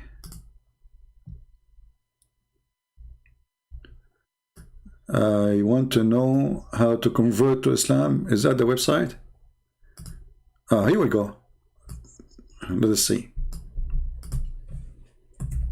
But I don't think this is the same website. But they have a chat. Let us see. I will put it when they answer.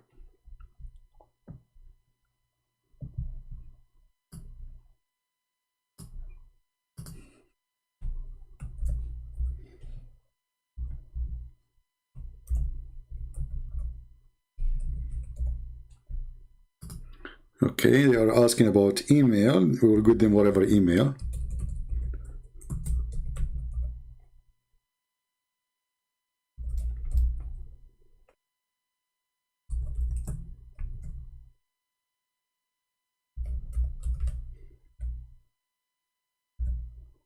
This will be fun if they answer. Let us see.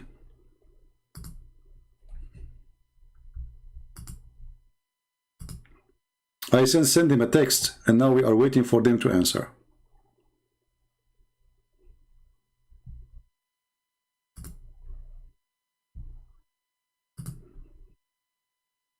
I want to know how to convert to Islam. I just said hello. And I'm waiting for them to answer. Let us see. And you will see the most hilarious, silly, stupid answers ever. Just wait for it.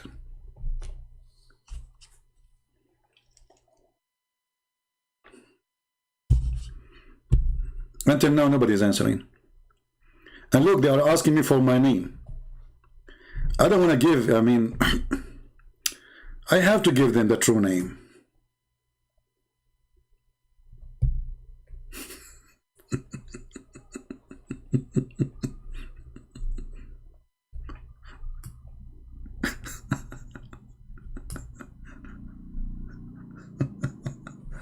Tom and Jerry. Let us text them again.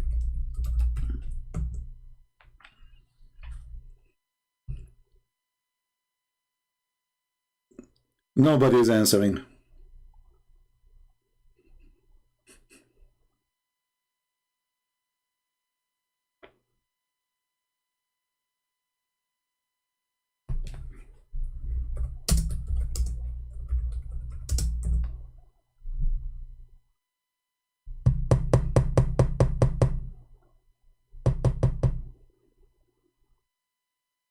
Hello, you should be connected in a few minutes.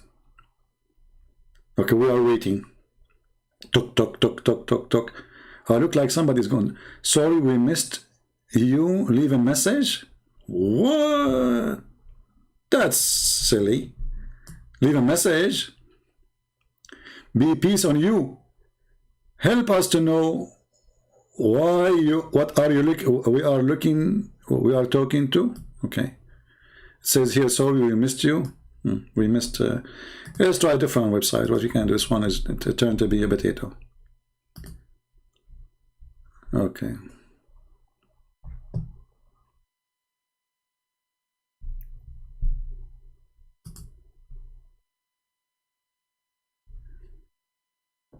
I cannot find that website. I don't know. Maybe they took it down. Because I remember the address. I cannot find it. I type it in www, you know.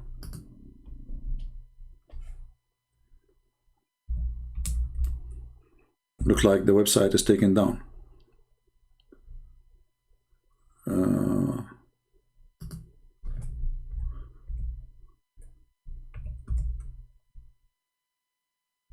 Yeah, I cannot find it.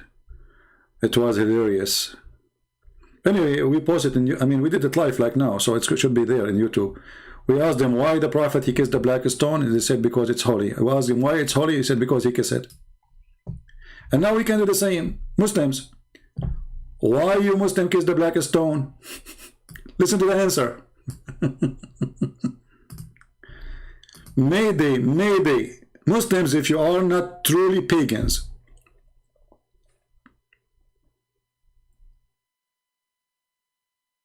explain to us why the Prophet, he kissed the black stone, which is in the shape of a vagina. Any Muhammadan?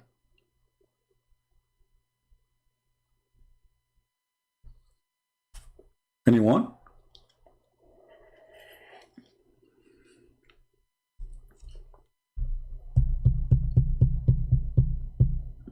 Anyone? Okay, any two. You see, you say to a Muslim anyone, they get scared. Any two. Any four? Any 44?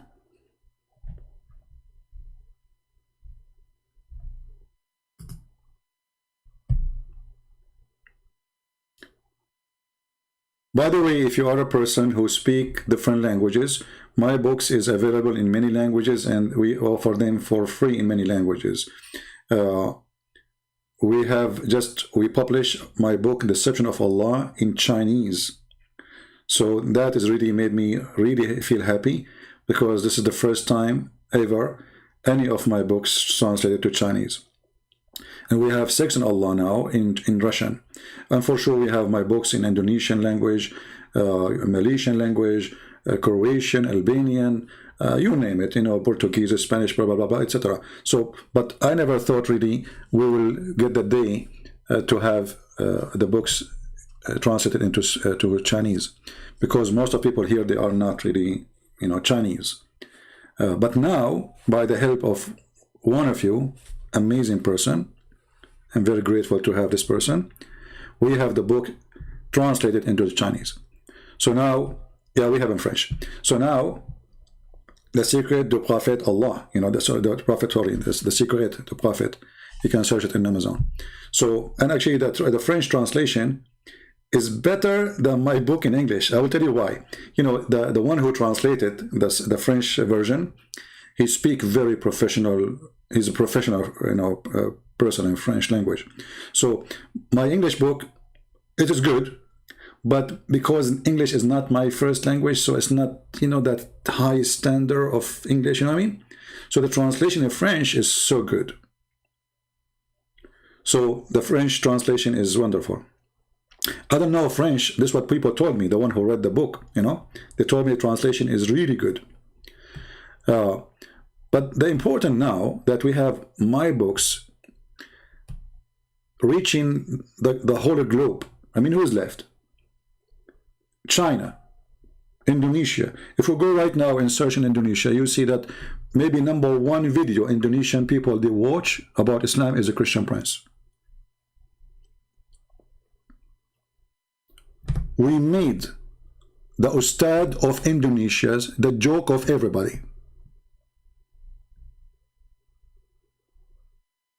Do you know that? Muslims saying, do you know that the church played to death? Hey, my friend, don't give me a stupid statement. Your prophet, he prayed to death. He believed that death is a person. Get lost. That's why Allah will slaughter death in the day of judgment. This is how silly your God. Allah will bring death and he will slaughter him, as if death is a person. Stupidity. Hindi, you see, most of Indian people, they speak English, right? So we are able to reach to India because simply, I think #1 language is spoken in India is English. Every Indian person go to school, they don't teach in Urdu, they teach in English. So all of them are receiving, you know, the knowledge. Do we have any Abdul?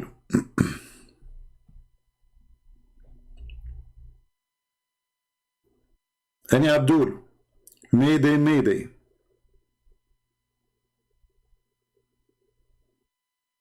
Allah, he prayed to Allah. Allah, he asked his prophet to kiss a black stone. The black stone is the right hand of Allah. The right hand of Allah, they look like a vagina. The right hand of Allah is gone. There's nothing left. There's a few little rocks. You see, actually the black stone is a clear proof that Muhammad is a fraud. Why? Because according to Muhammad, the black stone is going to witness for Muslims in the judgment day. Okay, so what the problem? The problem is nothing left of it. There's nothing left of the black stone. When the Muslim, they say to you, the black stone is holy and we kiss the black stone and they have a guard to protect the black stone, the reality is there's nothing left of that stone. There's little tiny rocks inside and it is surrounded by wax.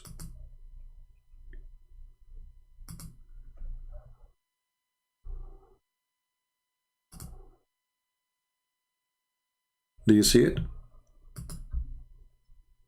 It's surrounded by wax. There's no stones. There's little tiny rocks, and the rest, the brown you see, is just wax. So how the black stone is going to witness for the Muslims in the judgment day, and this stone is gone?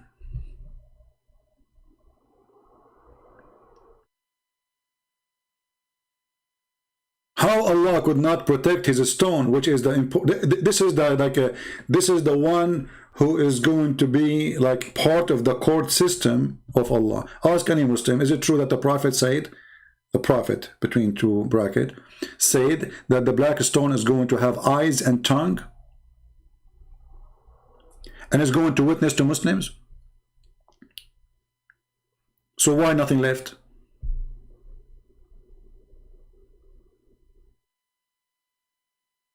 And why it is in the shape of a vagina? And why we have to do maintenance? You can go right now, search in YouTube, maintenance to the black stone, the Kaaba. You will see how they do maintenance. They have a guy from Pakistan. He's a professional supposedly in this business, and he do walks around it with heated gun.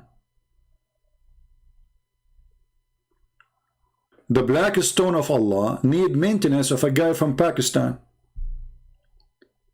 That's why they always have a guard next to the black stone, because they might pick up the little rocks from the wax. Erdogan, he have one. Erdogan is proud that they have a little rock from the black stone in the Kaaba. Look like Erdogan when he went to the Kaaba, he put his tongue there and he grabbed one like a frog. Otherwise, how Erdogan get one? He took one of those stones.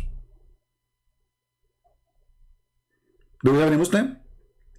So this is the stone you Muslim, you believe is going to witness for you in the judgment day, and Allah could not protect it?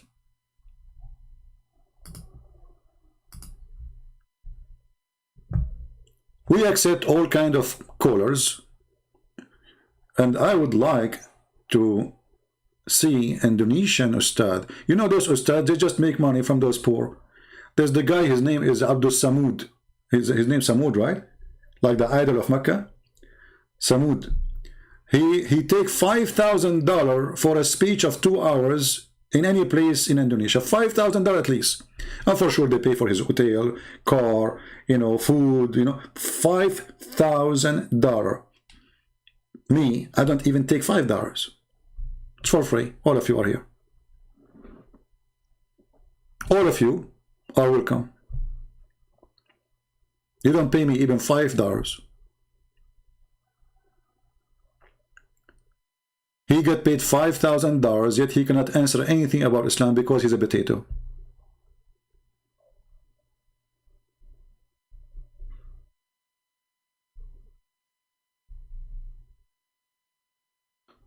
Any Abdul?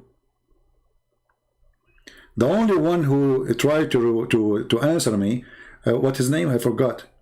Insane or Insan? I forgot his name. The guy who died, who offered me 5 BMW. Christian Prince, I have a challenge for you, 5 BMW. Like, what the heck? I'm so glad he did not offer me 5 turtles from Indonesia. Even the offer is made in Germany. Christian Prince. Can Christian Prince answer this question? Christian Prince not only can answer the question, he can make you shish kebab, and he is the one who gave you a heart attack.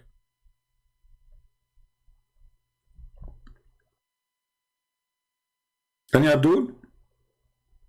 What's his name? What's his name? Because I want to search his videos just for laugh, you know. We are bored. As you see, we are calling Muslims and nobody is calling us. You know, where is the brave? Look, we are live on air. Nobody wanna do. Nobody dare to call. Nobody dare to call. If the one who is saying who dare to call me and he is an American, he have blue eyes, he doesn't know anything about Islam, the Muslim will be calling him all over.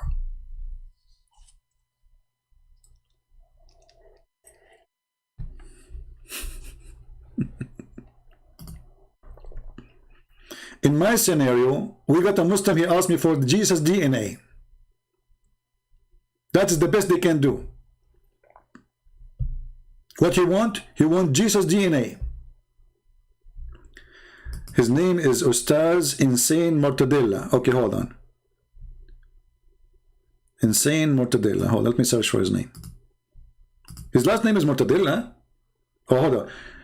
Moko Ginetta. Moko Ginetta. Okay. All right. You know, somebody was saying mortadella. I like mortadella.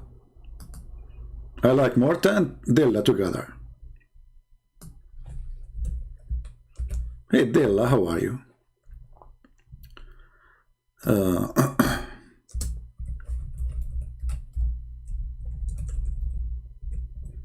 Yeah, let us remember this dead guy. We know we cannot make fun of a dead person, but he was stupid. What you can do? I feel sorry for him, actually.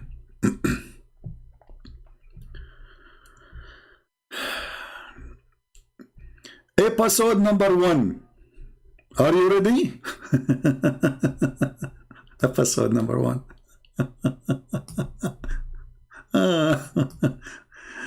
Oh man, time go fast. Look at this.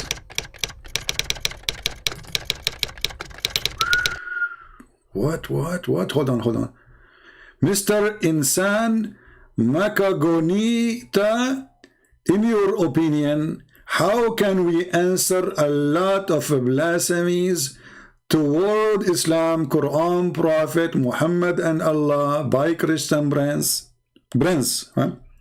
So now the Muslims, they send an email for, hey Christians, I have an idea. Why you don't send an email like this to the Ustaz? Don't say you are Christian, don't lie. Just say how you can refute this guy. Can you do that, Indonesians? Say, don't you see what this guy doing? Don't you see how many Muslims leave Islam? And don't you see how many people watching his videos?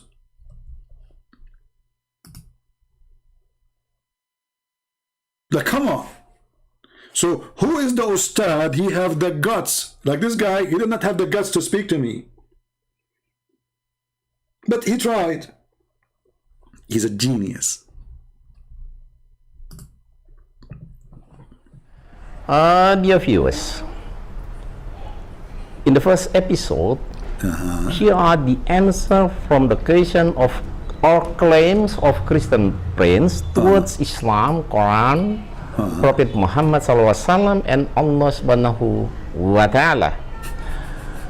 We will provide the answer in English so that the world understand that the knowledge of Christian friends about Islam and Christian is very shallow.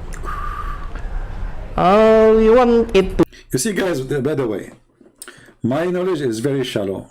Like if you are going to do fishing, you can capture my fish so easy because it is too shallow. And later the guy, he died because of my answers. He had a heart attack. To be done fair, so we hope he will open his face marks and we have a face-to-face dialogue. This is face-to-face dialogue now? Guys, this is face-to-face dialogue. So why the Muslims, they say show us your This is face-to-face dialogue. The videos will be divided into many episodes and titles, and are presented using English and Indonesian. Subtitle is provided. Okay.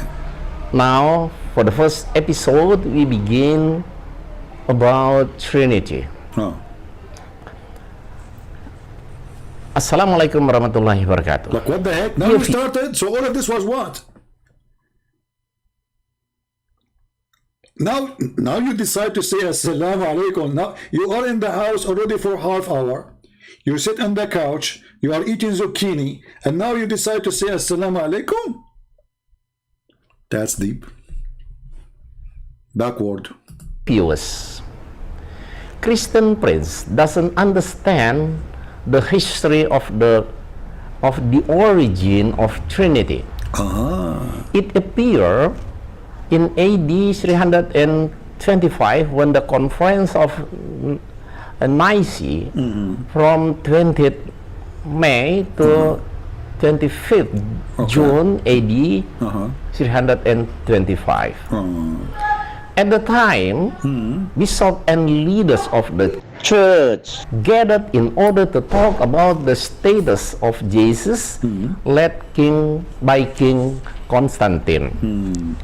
Since at the time there was a group of Arians who argued that Jesus wasn't God, while this is the first lie.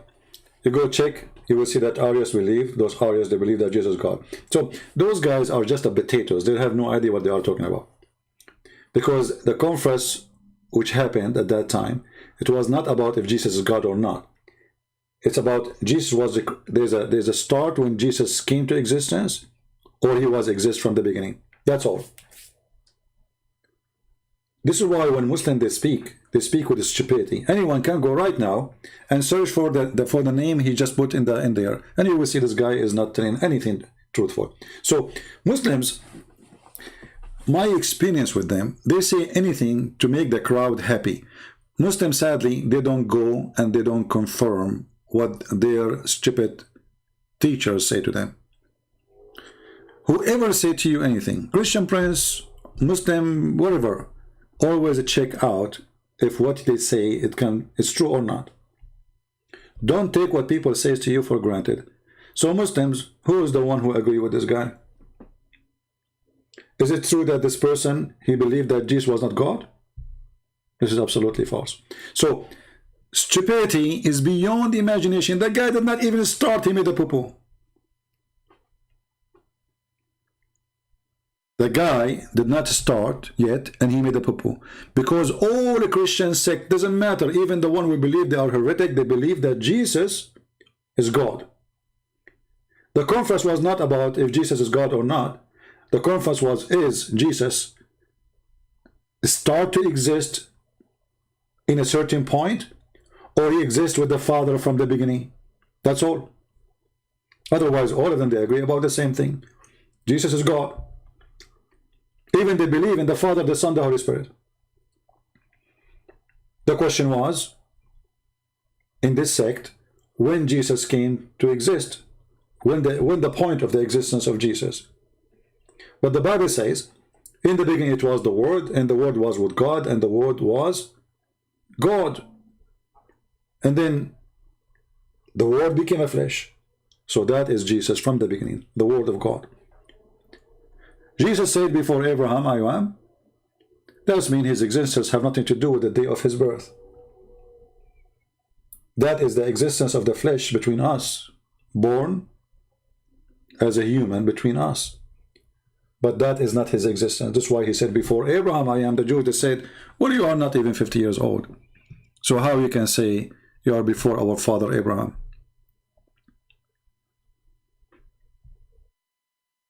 You are not even 50 years old.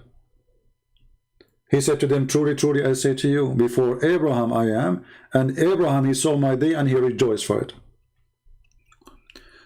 So the Muslims, because they are so desperate, they have nothing to say. They come with any answer they wish, and all their answers proven idiots. Oh, Ahmad, you know, call me. Why you don't call me, my friend? Why you don't call me? You call me to see if the Muslim is right. Who dare to do so? Who is a Muslim? He dare to do so. Any Abdul? Because I can get you busted even from the Quran, you idiot. I can get you busted even from the Quran. Because the Quran, not in a single place says that there is some Christian, they say Jesus is not God. The Quran says the Christian they believe and the Jews believe. So how come your God even do not know about that? Hello?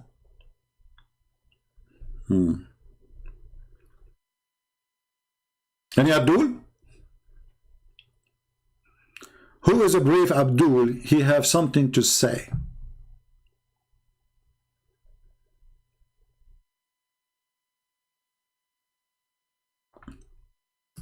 Some saying, giving the names of list, saying God has raised up CP, David Wood, Rob Christian, Osama, Dark Dog, etc., etc. My friend, some of us, sadly, they hate Muslims. You see, Mimi Hijab, nobody knows about him, but by the help of our friend David Wood, he have 500,000 subscribers.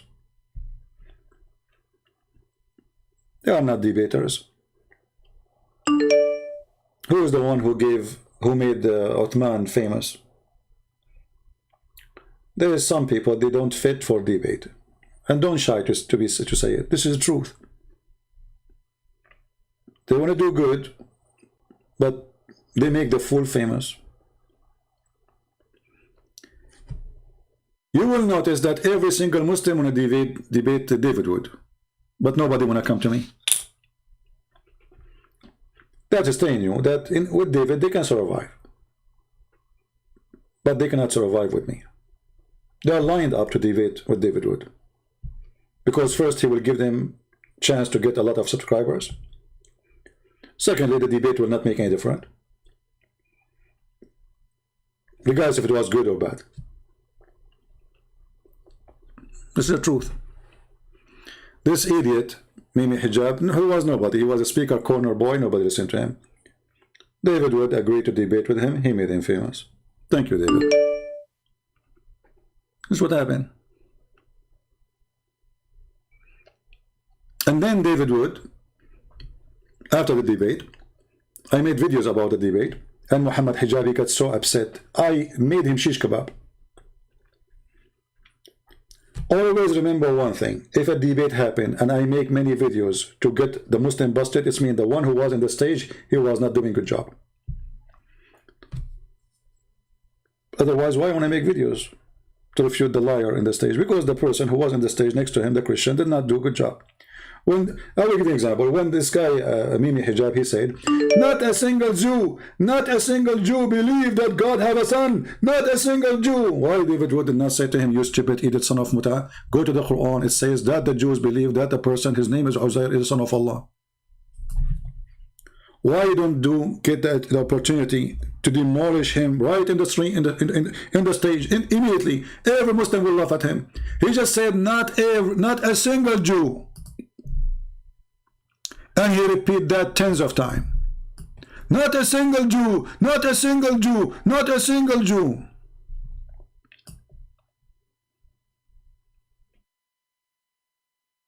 It was a time to make a barbecue. He did not answer him, because he just demolished the Quran. One single verse alone is enough to demolish all his statements. The Quran says that the Christian, they believe that Jesus is son of Allah, and the Jews believe that there's a guy, his name is Uzair, not Israel, is a son of Allah. It doesn't say one Jew, it says the Jews.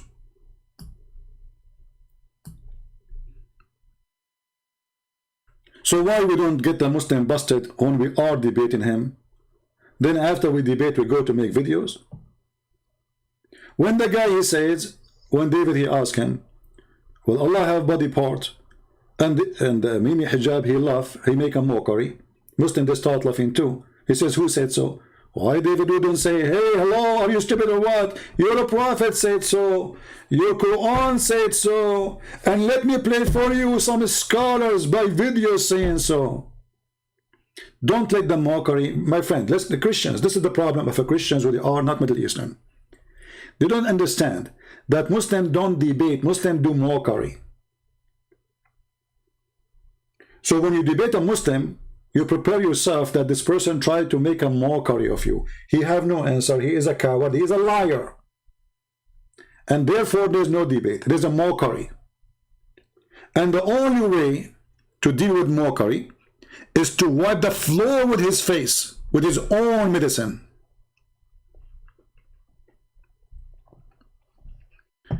Okay, Ahmed, you tried to call me, my friend. Just text me. Look at this guy. MashaAllah, he is quoting Quran for me. Look at this. This is, you see, this is Muslims. This guy, he just recited Quran for us. His mouth is so clean because he is following the Holy Prophet. And now I will call you. Get ready.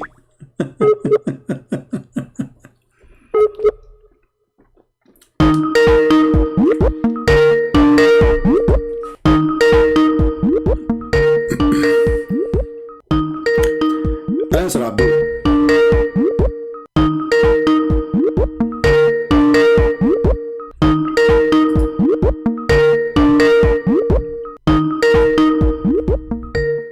Potato, answer.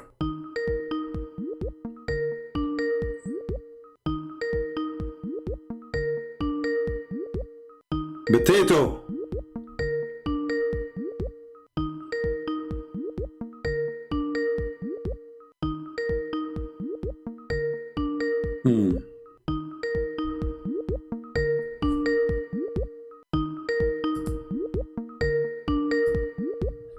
His name is Muhammad. That explains why his mouth is filthy. Muhammad is unavailable. Where you go, Muhammad? Where you go? Try to clean your mouth? Your filthy mouth? Potato.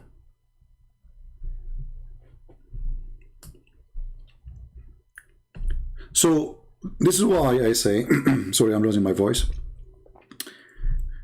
We appreciate the work of all Christians who fight Islam, but there's people who they are not really good to debate. They are not good. Because debate is someone who don't go after the debate refuting what they said in the debate. You do it in the debate, not later.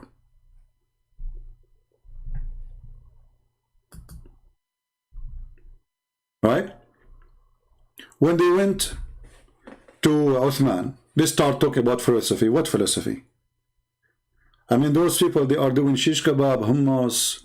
Are you going to a coffee shop talking about philosophy now? Who cares about philosophy?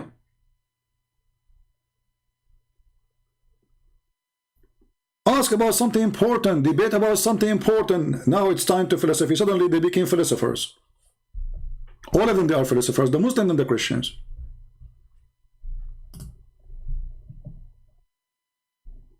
Even Mimi Hijab, he has his own website, he says, a philosopher. Mimi Hijab is a philosopher. Is it philosophy is against Islam? Philosophy is against Islam, but all of them are philosophers. So we support those Christians, whatever their names, including David Wood. He is, he is a wonderful person, by the way. But I say that they did not learn yet that debating with Muslims is not a debate, because you cannot debate a liar. You have to corner a liar.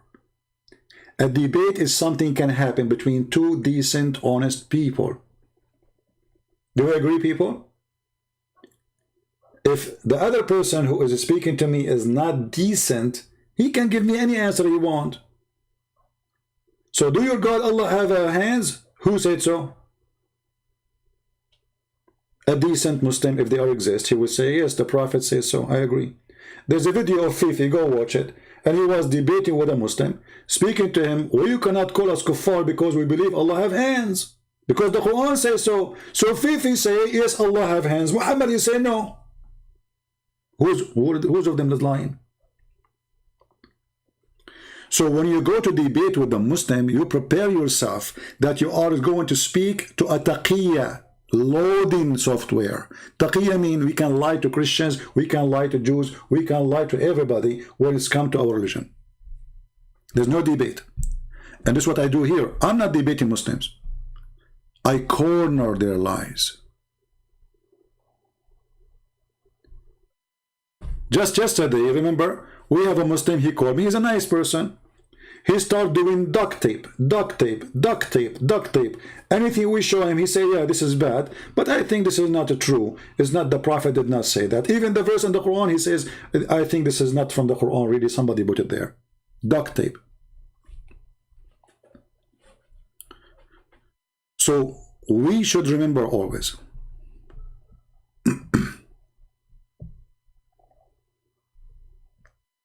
Go, Ahmed. You are just a filthy mouth. Go. Obviously, your mother, she is not good to use such a language with me.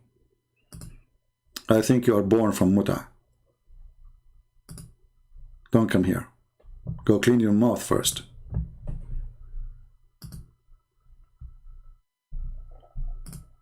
This religion, or the followers, they speak too much about morality.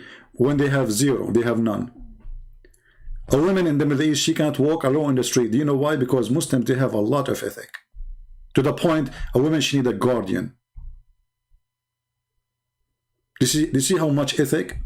Not a single window in the Middle East does not have bars. Do you know why? Because there's no thieves there. Not a single house don't have high walls. Do you know why? Because Muslims, they are decent. They don't jump over the wall. They don't spy at your wife if she is showing her legs. They don't steal your rag if it's in the laundry. Even the laundry is at risk. But nobody speak about God and decencies as those people.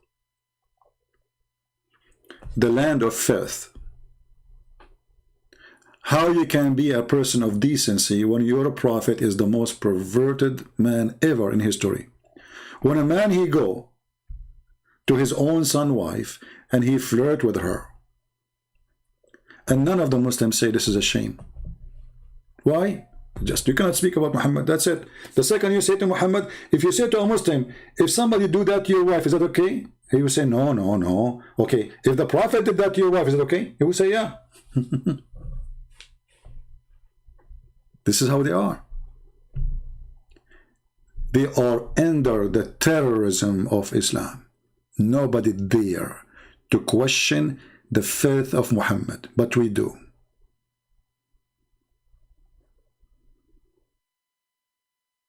Do we have any Abdul? At least he have a clean mouth to speak to us without the F word. By the way, you can say the F word as long as you're reading Quran, because the Quran is full of it, or the Hadith.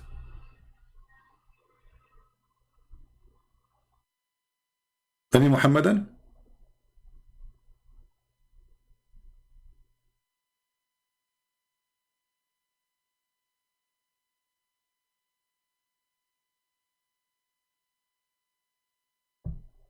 Anyone?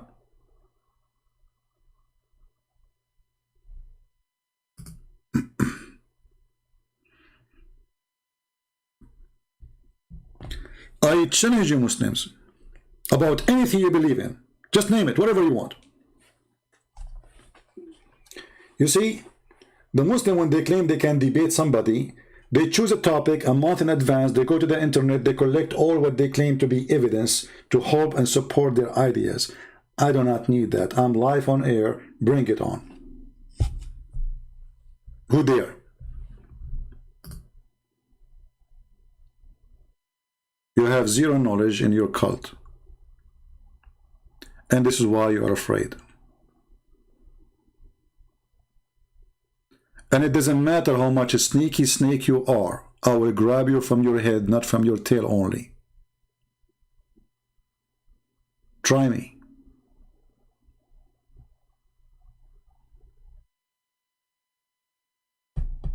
Any Abdul? Open challenge. Open challenge. We have a Muslim, his name is Abraham. Abraham, how are you doing, my friend? Why you don't give me a text? I will call you. I like to hear your opinion about your religion. What do you think, Mr. Abraham?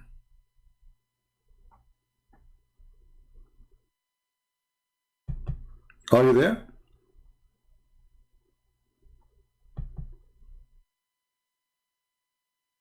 They are heroes in the chat. They are zero to call me.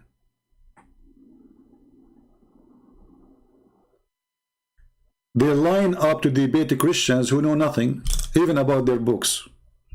Christian by names. We cannot find them to debate us. Where are they? The last one who called me, he agreed the Quran teach that Muslim women, they can rend their vagina. They agree. All of you, you heard it today. He said, what's the problem?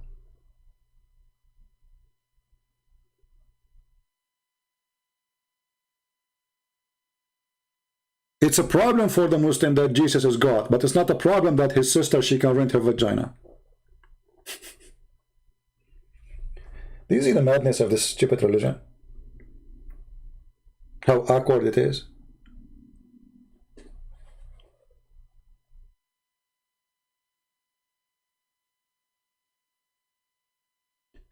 And they make it even more funny. They say we Muslims, we are more conservative.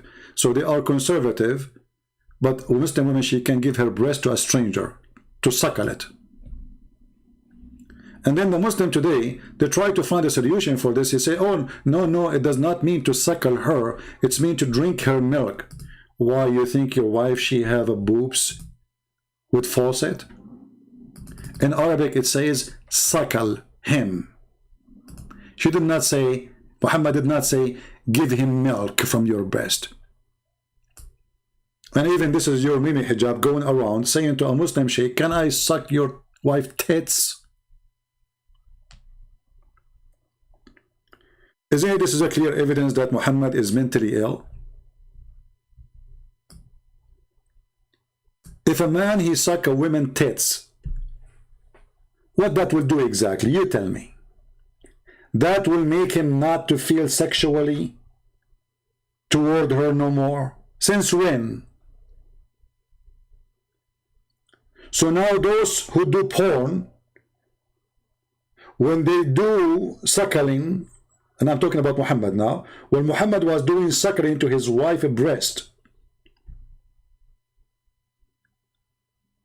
he is not having any sexual desire to them no more. Is that like the nature of a human being? When you suckle a woman's breast, you lose your desire? Isn't it obvious that this person is making fun of you? And Aisha then, she ordered her sisters, imagine, she ordered her sisters to suckle whoever want to enter upon her. So now it's part of the state system. You want to meet the wife of the king of the Muslims, the fraud Muhammad, you have to go to the office of Aisha, sisters and nieces. And there's many women who they are relative to Aisha. Their breast is coming out. Boing, boing, boing. And then you sit in their lap. And then you have to suckle each one of them 10 different times in 10 different days until you are satisfied. Remember, you cannot leave the nipples from your mouth until you are totally satisfied. Yahya related to me from Malik, it says that Aisha, the wife of the Prophet, may Allah please with her, bless her, please him, and grant him peace, admitted those whom her sister and the daughters of her brother had nursed, and she did not admit those who were nursed by the wives of her brothers. Look, the whole Muslim tribe is nursing everybody. And not only that, by the way, somebody might say, oh, those are not Muslims who they are men. No. They are growing men. Growing men.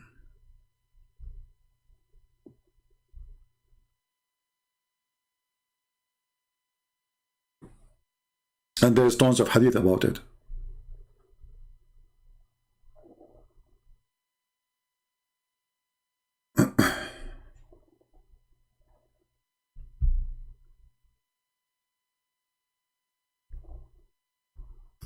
Read it. Read it and laugh. All those hadiths speaking about Aisha, the wife of Muhammad, ordering her sisters to give their nipples to a growing man with beard.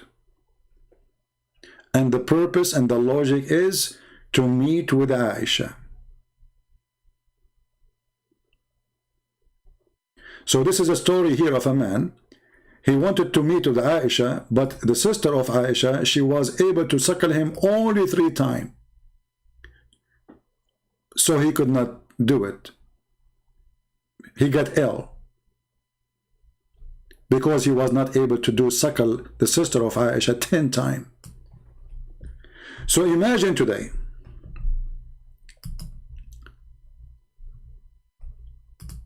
I go to meet with Aisha. I have to go to her sister and she have to give me her boobs and I have to suck her nipples 10 times. And what is the purpose? I can meet with Aisha.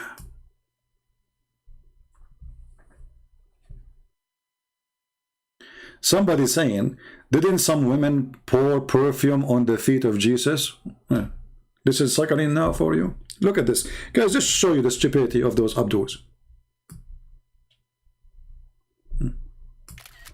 If a woman, she pours some perfume on Jesus' feet, it's the same as women suckling. Adult man. This is the same for the Abdul. Look at this. Look at this. I mean, how far stupidity can go? How far?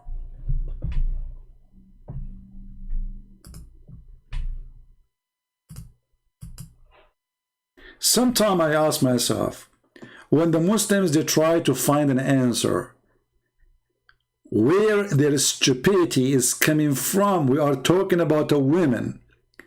She gave her chest to a grown man with beard. He is not her, I mean, even if it's her son, which mother she will give her breast to her son, even if he is her son, he is her son. She will give her breast to someone, her son is 30 years old. No woman will do that. And no son will accept such a thing. Your prophet is a perverted man. And now the man, he suckled Aisha's sister 10 times, let us say. He's not going to sleep with Aisha no more. Oh, because he slept already, he have enough from Kulthum. Do you have orgasm from Kulthum, so he do not need Aisha now? And why 10 times? What about 9? What 10 times will do?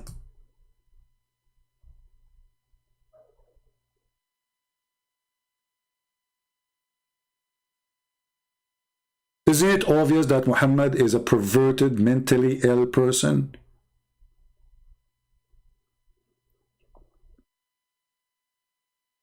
This is God.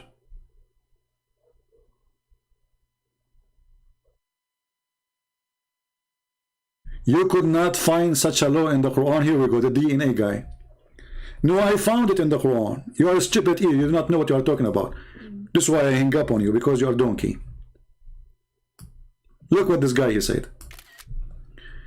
Good and Prince, you could not find such a law in the Quran, right? Who said so?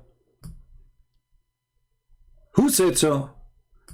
This was in the Quran, but the goat ate it. Let us go to the hadith.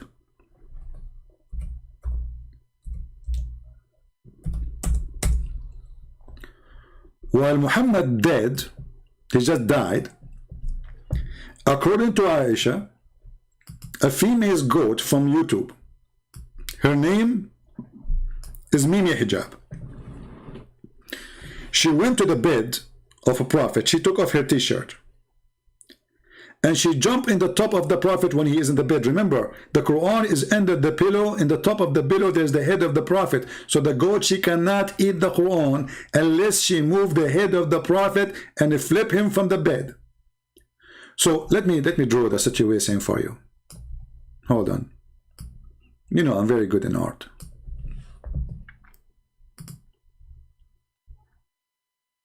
You cannot live without my art. Just face it.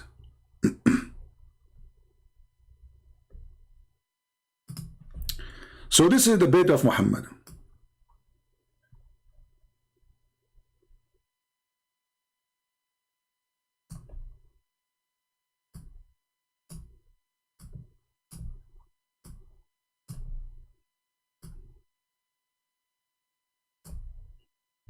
And this is Muhammad.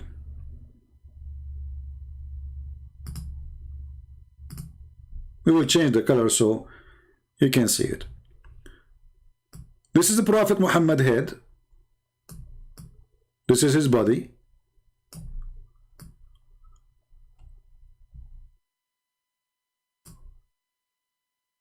This is his feet. The Quran is under the pillow. Here. Behind. So the goat, she cannot eat it because the head is already on the top of the pillow and the pillow in the top of the Quran. Okay, so now how the goat, she will be able to eat the Quran? The answer is very simple. The goat, she jump on the top of the prophet. Let's make it a different color. Hold on. Let us use something blue.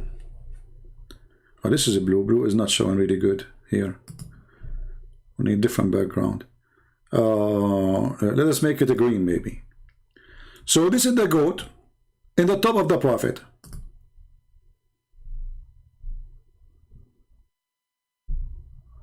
Let us make it yellow, man. I mean, there's no goat is yellow, but Allah can make it yellow. You know, you never know. She might be yellow. Yeah, that's better. So now the goat is in the top of Muhammad. May Allah be pleased with him. And this is her head. Meh, meh. And the goat, she's asking herself the serious question: how in the world I'm going to get the Quran now? Meh. She said, okay, it's very simple. Let me flip Muhammad from the top of the bed. So the goat, she flipped Muhammad. She threw him from the bed. Muhammad is gone now. And then she flipped the pillow. No pillow no more. So what is left now is the goat, and now the goat is chewing the Quran. Let us draw the goat again because we have to erase some of the goat. May Allah bless her. This is the goat.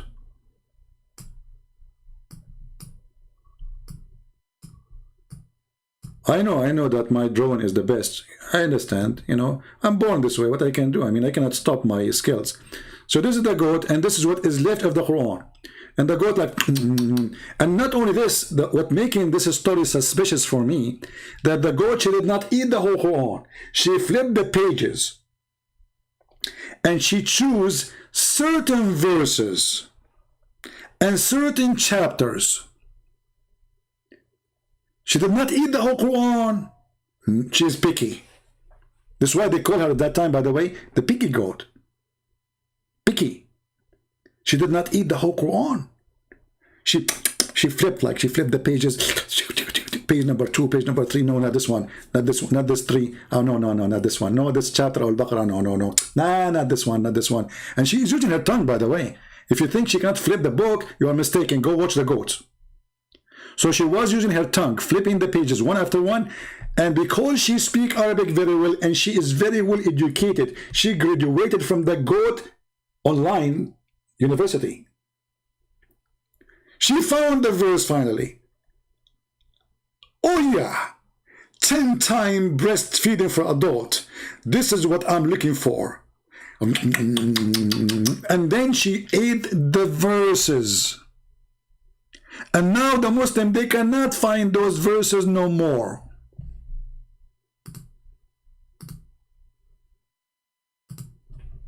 This is a religion.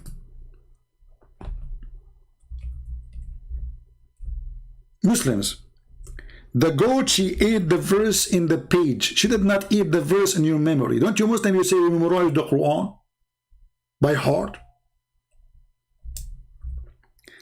Did the goat eat your memory too?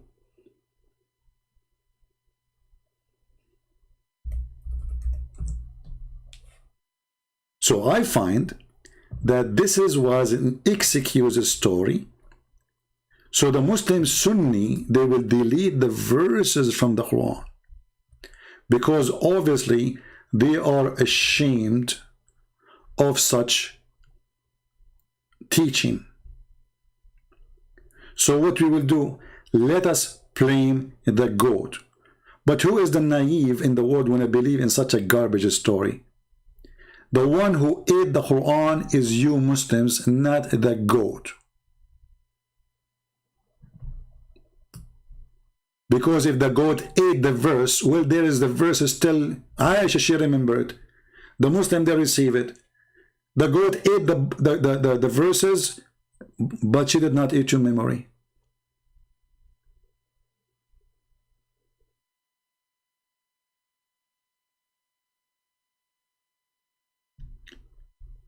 The problem is Muslims who they are ashamed of their cult. They are so desperate to find an excuse. So they come with the stories. It is humiliating even for the religion. It's so stupid. How in the world you want to say our book is protected, preserved, if a goat was able to eat it and now you cannot even recite the verse for me? Who as a Muslim can recite that verse? So what we say? Oh, the goat, she ate the book, brother. And to make it more stupid, the goat, she flipped the prophet from the bed. She ate the goat in the top of the prophet. She ate the book. So the story is disrespect to a man, they worship him as God. Disrespect to a God, they claim that he protect his book. And the story itself proving that Muhammad is a perverted man anyway, because what kind of God he received or he sent to his prophet such an idea, a wisdom, that a woman she have to give her boobs 10 times to be suckled or to suckle a man so he can enter upon her.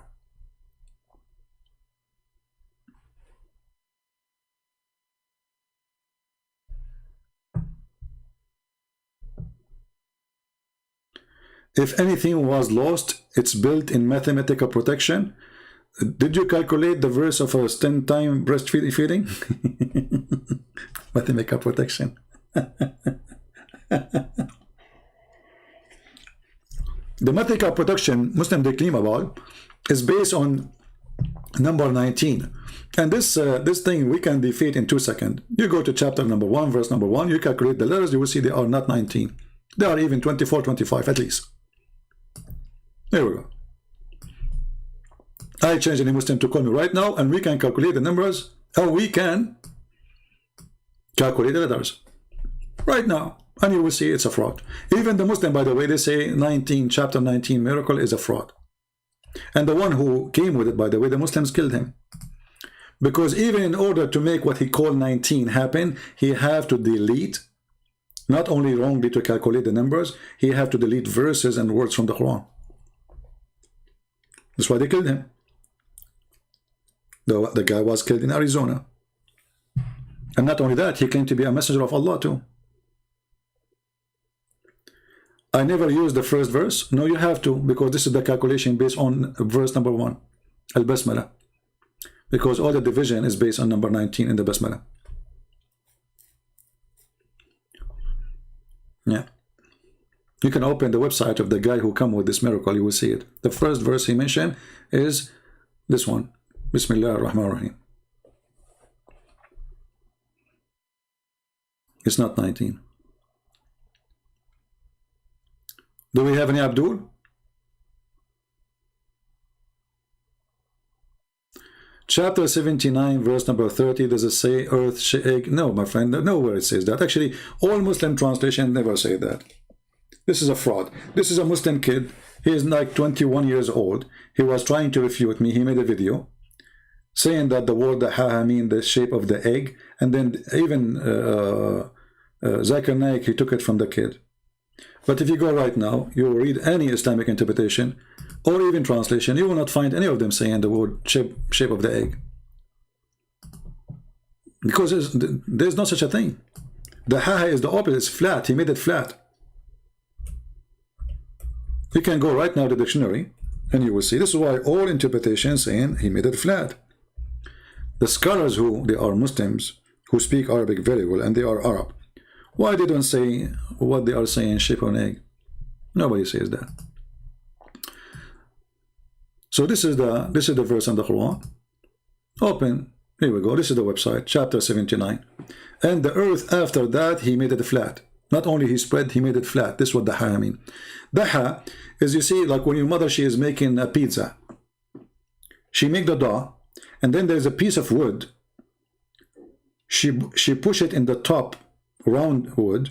She push it in the top of the dough, and she make the dough flat. That is what the ha mean. You can open the dictionary right now, and you will see. Here we go. This is the word. This is the word. You can copy it and take it to any Arabic dictionary right away. They lie. They lie.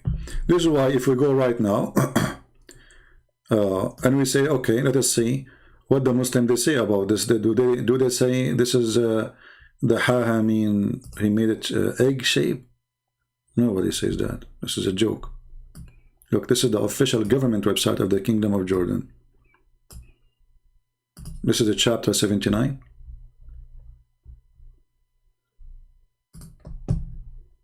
Verse number 30. They said the opposite. He said the earth made it flat. Read it. This is what the ha mean. He made the earth flat. Read it. He spread it out, the earth. He made it flat. Do you see it? So why, if the word is shape of an egg, they say he made it flat? Since when the egg is flat? Maybe after he cook it?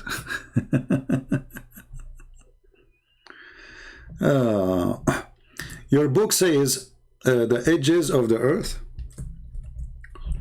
Okay, Armin, call me to talk about this verse. You want to call you? Mr. DNA? Do you like me to call you? I don't know actually if I block you because you're stupid. I think I blocked you. But just to show you how stupid you are. Your book says the edge of the earth. I want you to say in front of everybody that whoever says such a thing is stupid. Say it. Is that fair, guys? It's a challenge. I want you to say whoever says the earth has edges, he's stupid. I'm waiting for you. Armin.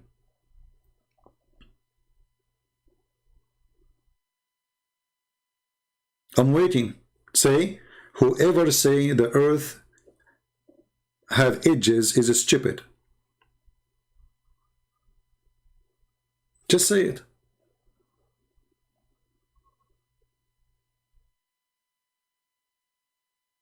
What happened? I'm waiting. Say it so I can put it in the screen. Actually, already you did that because you are trying to prove that this is wrong, right? You are trying to prove that this is wrong. But you stupid idiot, don't you know that the Quran say that the earth has edges? So because you are a donkey, you have no knowledge of your stupid religion, you claim that this is an error. But now if we accept that this is an error, that means the Quran is the book of error.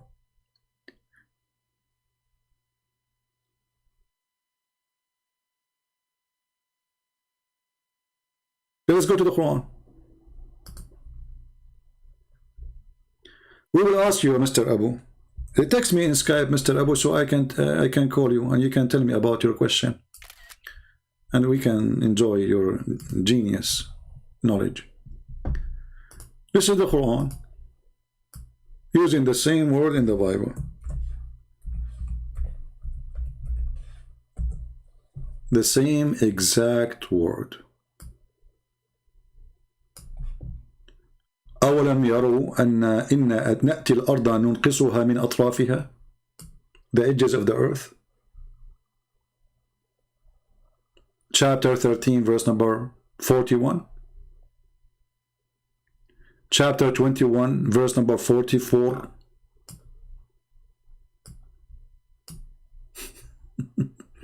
Are you there, Armin? So now I have one of two solutions. Either you accept it literally, as you said in the post, or you will say to me, he don't mean literally. Are you there?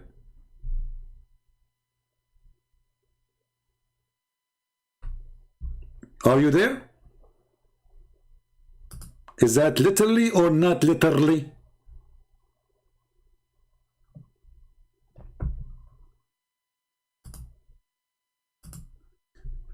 Any Abdul, literally, you've been defeated. Literally, you've been humiliated. Don't forget to ignore what is between the bracket, because you are the one who taught me to ignore what is between the brackets.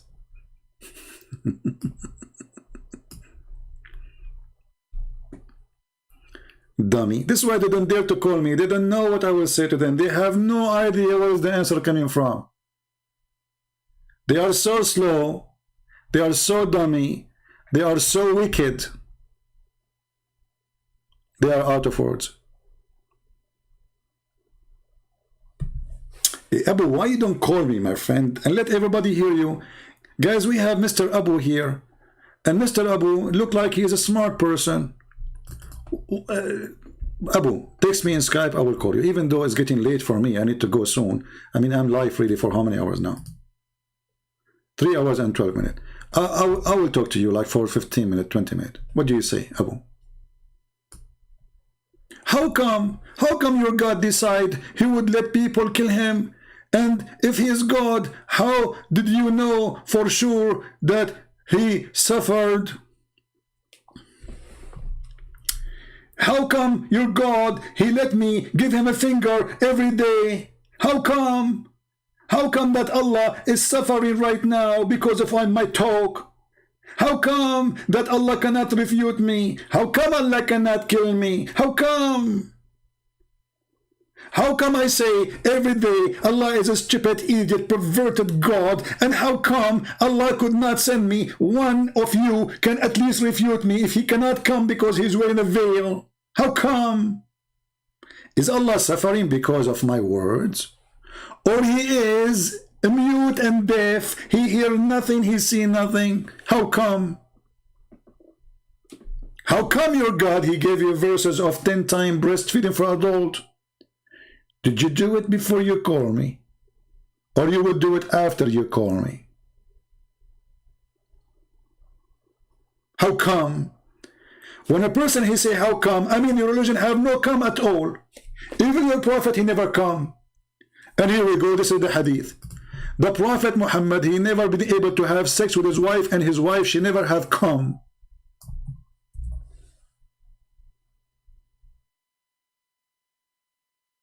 Once a woman, she wanted to speak dirty to me, and she said to me, I want you to come and meet me so you can come. I said, come where? My English was bad at that time, you know. I thought come like, yeah, okay. Some what? Where? Come what? Where? How? Who? What? Here we go. This is your prophet. And his wife, she witnessed that her husband never, ever made her come.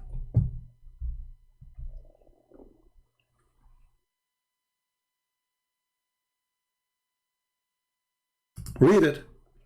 The wife of the prophet, she said to the prophet, her husband, do women even have this charge? How come? How come the prophet have the power of 40 men and boom boom, yet he could not make his wife come?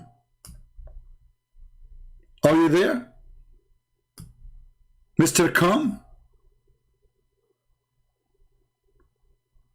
The wife of the prophet, she is saying, look, what the heck? Women, they have this charge? So what Muhammad was doing in the bed? He was cleaning the lice from the hair of his wife and her pubic area. As you see, this is the wife of the prophet, first-hand witness. Muhammad never made her come. So Mr. Abdul, how come? Are you there?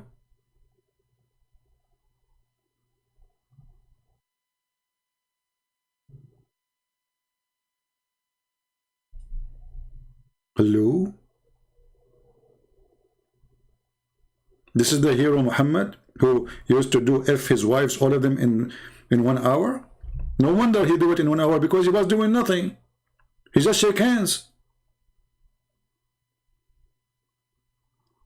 The hadith says that the prophet used to F all his wife in 1 hour. By the way, 1 hour sa'ah at that time is used for 15-20 minutes. I mean, it's going to take him more time to go between the beds.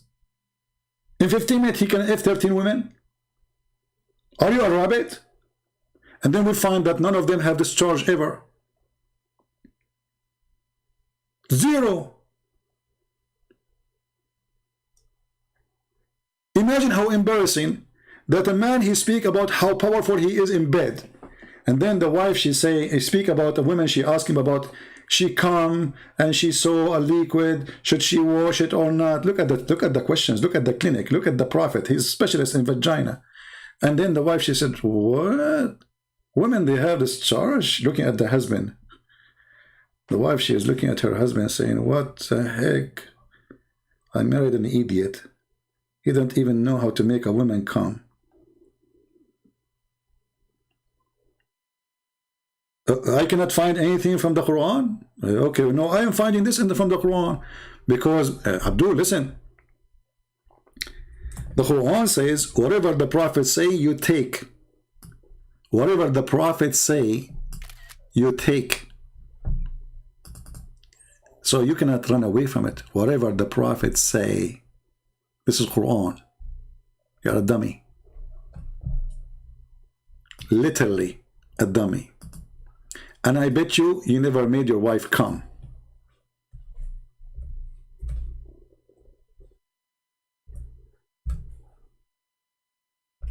Excuse me.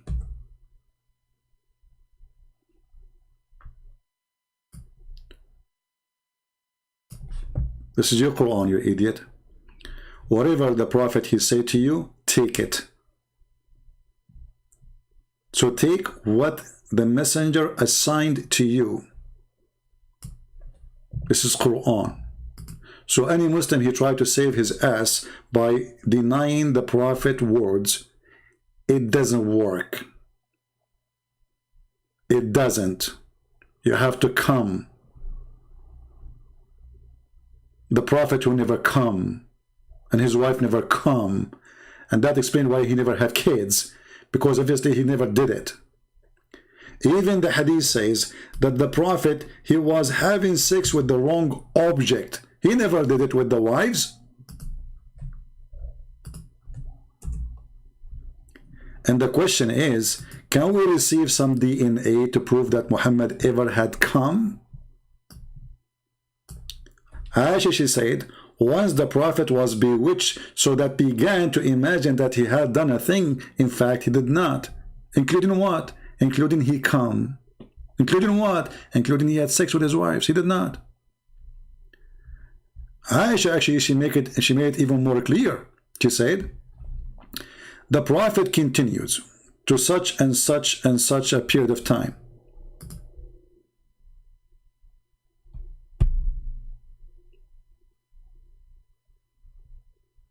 To do what? He imagined that he had come and he had sex. In fact, he did not.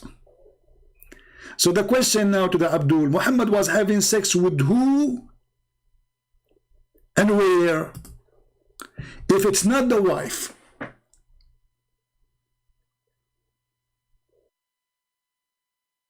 the wife she's saying, or the wife they say, he did not come to us. Muhammad was doing it where? There's a cousin of mine, he is very heavy sleeping person. So once he went to the bathroom, sorry, he wanted to go to the bathroom at night. So he did it in the bathroom, you know, and he came back supposedly. And then when he lay down in the bed, he asked his wife, he said, honey, when we open the bathroom door, does the light come on by itself?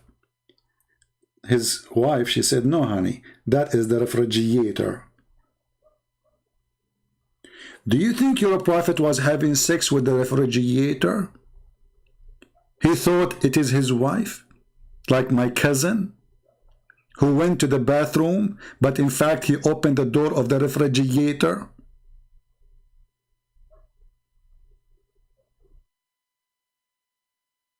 This is a prophet of God. He opened the door of the bathroom, the light turned on. He did it there. He come back. He remembered like, oops, since when we opened the door of the bathroom, the light turned on. Huh.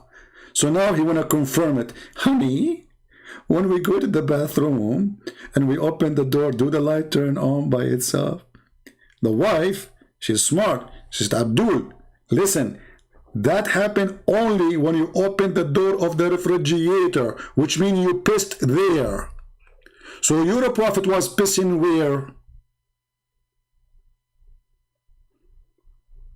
How come? See what happened when you use one word to Christian Prince, he opened a topic about it. You just said, how come? And look what happened, a disaster. Just from saying, how come? I can make a book about it. All what you said, how come? The rest is mine. Once I made a challenge to Muslims, this is a long time ago. I said, say 3 words, just say 3 words, and I will make your prophet busted from those 3 words. So the guy, he decided to make it impossible. So he typed the word microwave. And now how in the world the Christian Prince will come with something against Muhammad? I mean, come on. I just said microwave. I said, are you sure that this is the word you choose? He said, I'm very sure. I said, are you sure? He said, yes, I'm very sure, okay? And then I got him this. Here we go. You have the microwave of Allah.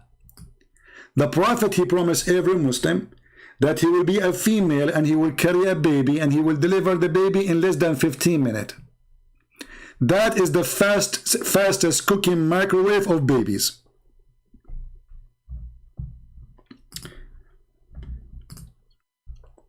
Abu saying, why your mind always speak about dirty stuff? Thank you, because my mind is full of Quran. It is your Quran keep speaking about dirty stuff. What kind of a prophet, a woman, she come to him telling him what happened between her legs and that she was masturbating, and she's asking now the prophet, shall I wash it? You have it last night and now you are coming and still wet there. And who is going to help you? The guy was sent by Allah. So Muhammad was sent by Allah to clean vagina, not to clean the earth from filth. Muhammad is a vagina specialist. Women do not know if they need to wash the vagina or not before Muhammad.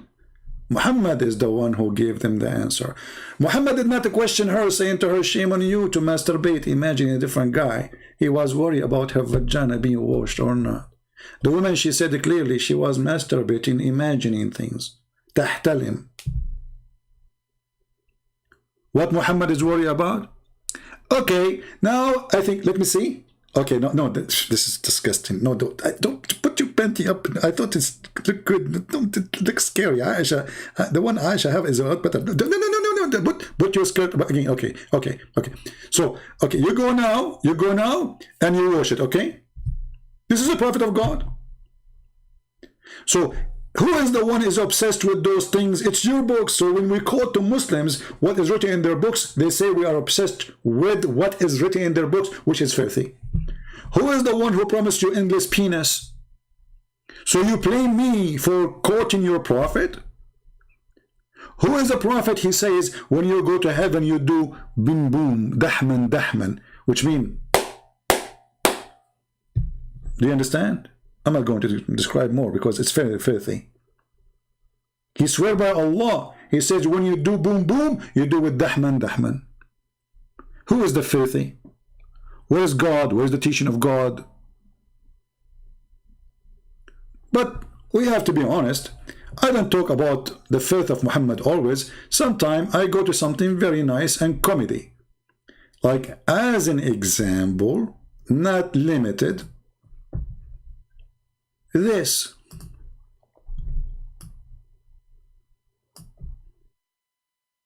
Brother? And I was half in the shade and half in the sun.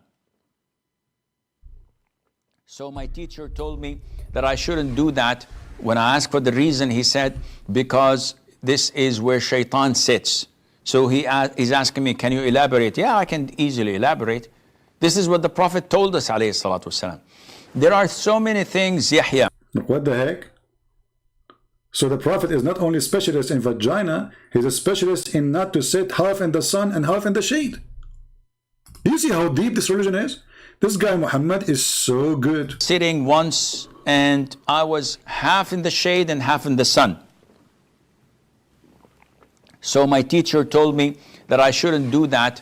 When I asked for the reason, the Abdul, he's saying, it says clapping in our doctrine. Abdul, I did not say clapping, you stupid idiot. I was showing you, I was making the sound of dahman, you idiot. So the guy, he thought we are talking about clapping. I mean, do you see the stupidity? We are talking about effing. Do you Muslim F by using clapping? Do you F by using two hands and you clap? So this is what you got from the sound I made, clapping? Turtle.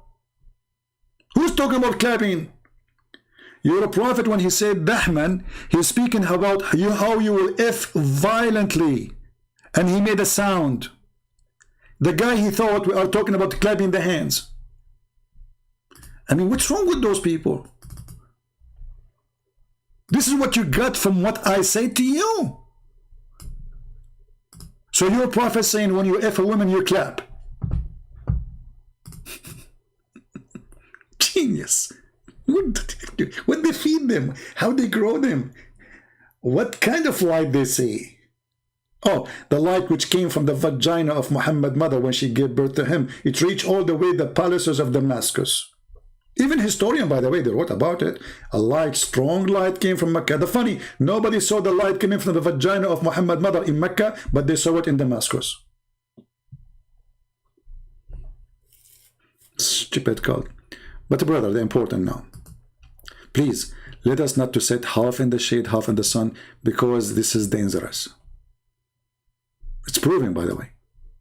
I was sitting once and I was half in the shade and half in the sun. So my teacher told me that I shouldn't do that. When I asked for the reason, he said, because this is where shaitan sits. True. That's it. We cannot sit where shaitan sit. Okay, what if shaitan, he sat in the shade always? We cannot sit in the shade? What if shaitan, he sat in the sun? We can't go in the sun? I mean, what does it have to do with what I have to do with shaitan? If shaitan, he said there, what's my business? This is the stupidity of this cult. So guys, as you see, our Skype is open and we are out of Abdul for today. Sadly, you know, we consumed all of them. You know, yeah, the goat ate every single Abdul left in the chapter of breastfeeding for adult. Alhamdulillah. And remember, brother, the Quran is preserved. All right, doesn't matter how many goats they ate the Quran, still the Quran is preserved. And you know, this goat, by the way, we accuse this goat was sent by the Jews. She was a Jewish goat, and she was trained, you know, like you see them in the circus, right? You see the circus, they teach even lions how to jump, and you know, even a bird talk. So why they will not teach the goat? The goat are smart. So, and the goat, they like to eat books, it's very known. So the Jews, they took the goat to their school, and they taught the goat, you go to the bedroom, you know, they make a bedroom like the bed of Muhammad, and you know, and they made a, you know, and they put a Jewish guy, he looked like Muhammad, and then they taught the goat every day to jump on the bed and look under the pillow, and then she, you know, and they even teach her which page to look for, and they ate those verses specifically, and she ate them, and now we don't have them because of the Jewish. However, brother, the Quran is preserved, and this goat now is wanted, and sooner or later we are going to find it. I promise you. We have more than 1 billion Muslim looking for the goat who ate the Quran.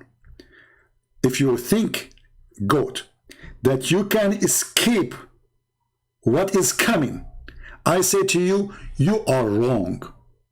We will find you. We will open your belly, and we will take our Quran holy from inside your belly. Our Quran is preserved, Mrs. Goat. And now every Muslim, single Muslim in the world is looking for you. But please, don't sit half in the shade and half in the sun, because if you do so, we cannot get close to you. For this is not a permissible for Muslims. And I was half in the shade and half in the sun. Drink, yeah, drink. So my teacher told me that I shouldn't do that. When I asked for the reason, he said, because this is where shaitan sits. That's it. So he's asking me, can you elaborate? Yeah, I can easily elaborate. I can easily. This is what the Prophet told us. That's it. That's what the Prophet told us. I mean, what do you want more? What's wrong with people? I mean, do you want more convincing explanation? The Prophet says so, that's it. The Prophet says so, it means the poo-poo is big. And who can argue with this poo-poo? When we wake up, we sniff water up our nostrils 3 times and blow it out. Why? Why? The Prophet tells us because Satan or the devil sleeps over our nostrils. True. Did you see that? No. But what do you mean? So are you saying we did not see it? You're a liar. I have witnesses. I have true witnesses. Once I was sleeping, I was a kid at that time, you know, I was just like, you know, I think I was like 92, 91, you know. Anyway, so I was asleep, and then my grandmother, she is like 500 years old. She came to the room to cover me, because always I don't like to cover myself. So she liked to take care of me, and then she saw 2 shoes coming from my nose. Actually 4 shoes, to be honest with you, because there was 2 shaitan. I have 2 holes, 2 bedrooms. So, but at that time, what happened? There was no cameras.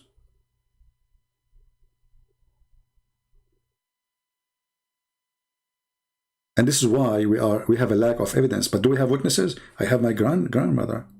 You know, once, just to show you the Muslims how desperate they are, once I went to a Muslim room, a huge chat room.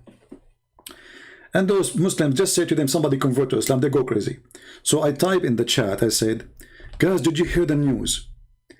The Pope, the 3rd wife of the Pope, and his mother, who died last year, they converted to Islam today. Listen carefully. And I posted again, guys, did you hear the news? The 3rd wife of the Pope and his mother, who died last year, they converted to Islam today.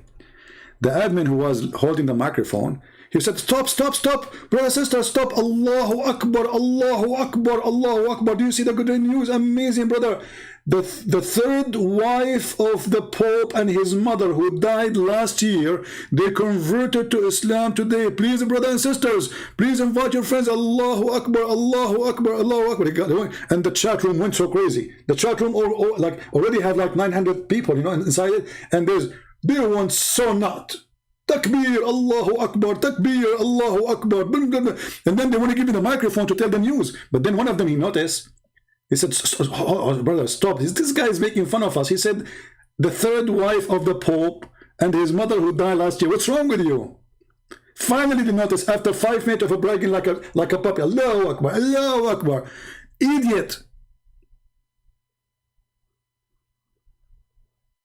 The third wife of the Pope and his mother who died last year. They don't have a brain.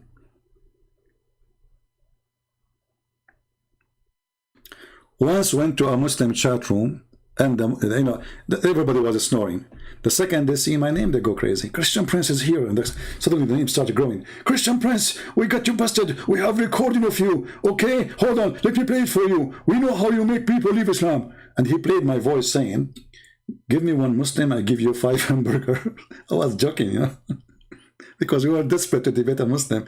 Give me one Muslim, I give you 5 hamburger. So he played that. He said, Christian Prince, come and answer. Now we know how you convert people out of Islam. You are giving them 5 hamburgers. Come, you coward. Come, we exposed you. We are going to post this everywhere. So I took the microphone and I said, oh, okay, well, yeah, that's true. This is my voice. I confess. But are you saying to me that you Muslim, you exchange your God for the sake of 5 hamburger? And the Muslim, they got so upset. And the other guy, he said to him, stupid you, he even beat us in our chat room. You give him the microphone. Don't you know you should never let him talk? This guy, the second he hold the microphone, we cannot stop him. This is what they said to me. You got me busted. You Muslim, you exchange your God for 5 hamburgers. And you should see how excited he was. Like they recorded my voice saying, give me one Muslim, I give you 5 hamburgers. So the Muslim, they start thinking, and the turtle is working now. Ha. This is why each time Christian Prince, he go live on air, some Muslims leave Islam. Aha. It was the hamburger. And you know what? Let us be honest here. Who can resist hamburger? Nobody. Can you?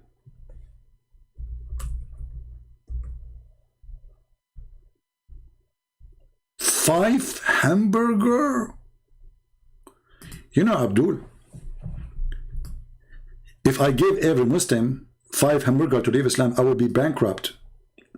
Long time ago. I would be homeless. I don't even go to the restaurant to eat in a restaurant. 5 hamburger to leave Islam. Who cares? Stay as a Muslim. I will keep the hamburger for myself. And how cheap this religion is, to the point the followers of Allah, they exchange their God with a hamburger. And by the way, is it like hamburger beef or hamburger pork? And just to be sure. People are now I'm getting hungry. Unbelievable. I don't know what to eat. I should buy some food. I am out of food. All right, guys. I just remember I did not eat since yesterday. So with hamburger, with the blessing of hamburger of Allah, I hope we have a good time together, and we did enjoy it. Don't forget to leave your comment, because the more comment you make, the more we know that you are involved and you are thinking, and you are not a hamburger yourself. You are not a turtle. We don't want turtles. We have enough in this earth. We need people who use their brain. So use your brain. Think, involve in the conversation. Give your opinion. Don't be a turtle. Be a brain of a human being. Use the gift which God, He gave to you. With this, I say, may the Lord bless you all. And until we see you soon again, Christ is Lord. Islam is a fraud. Islam is a scam. And we prove it every day. Thank you.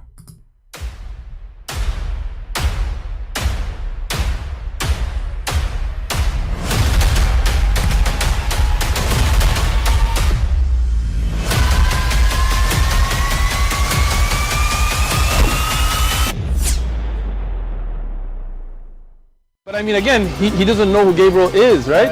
Because he didn't come from an Abrahamic faith.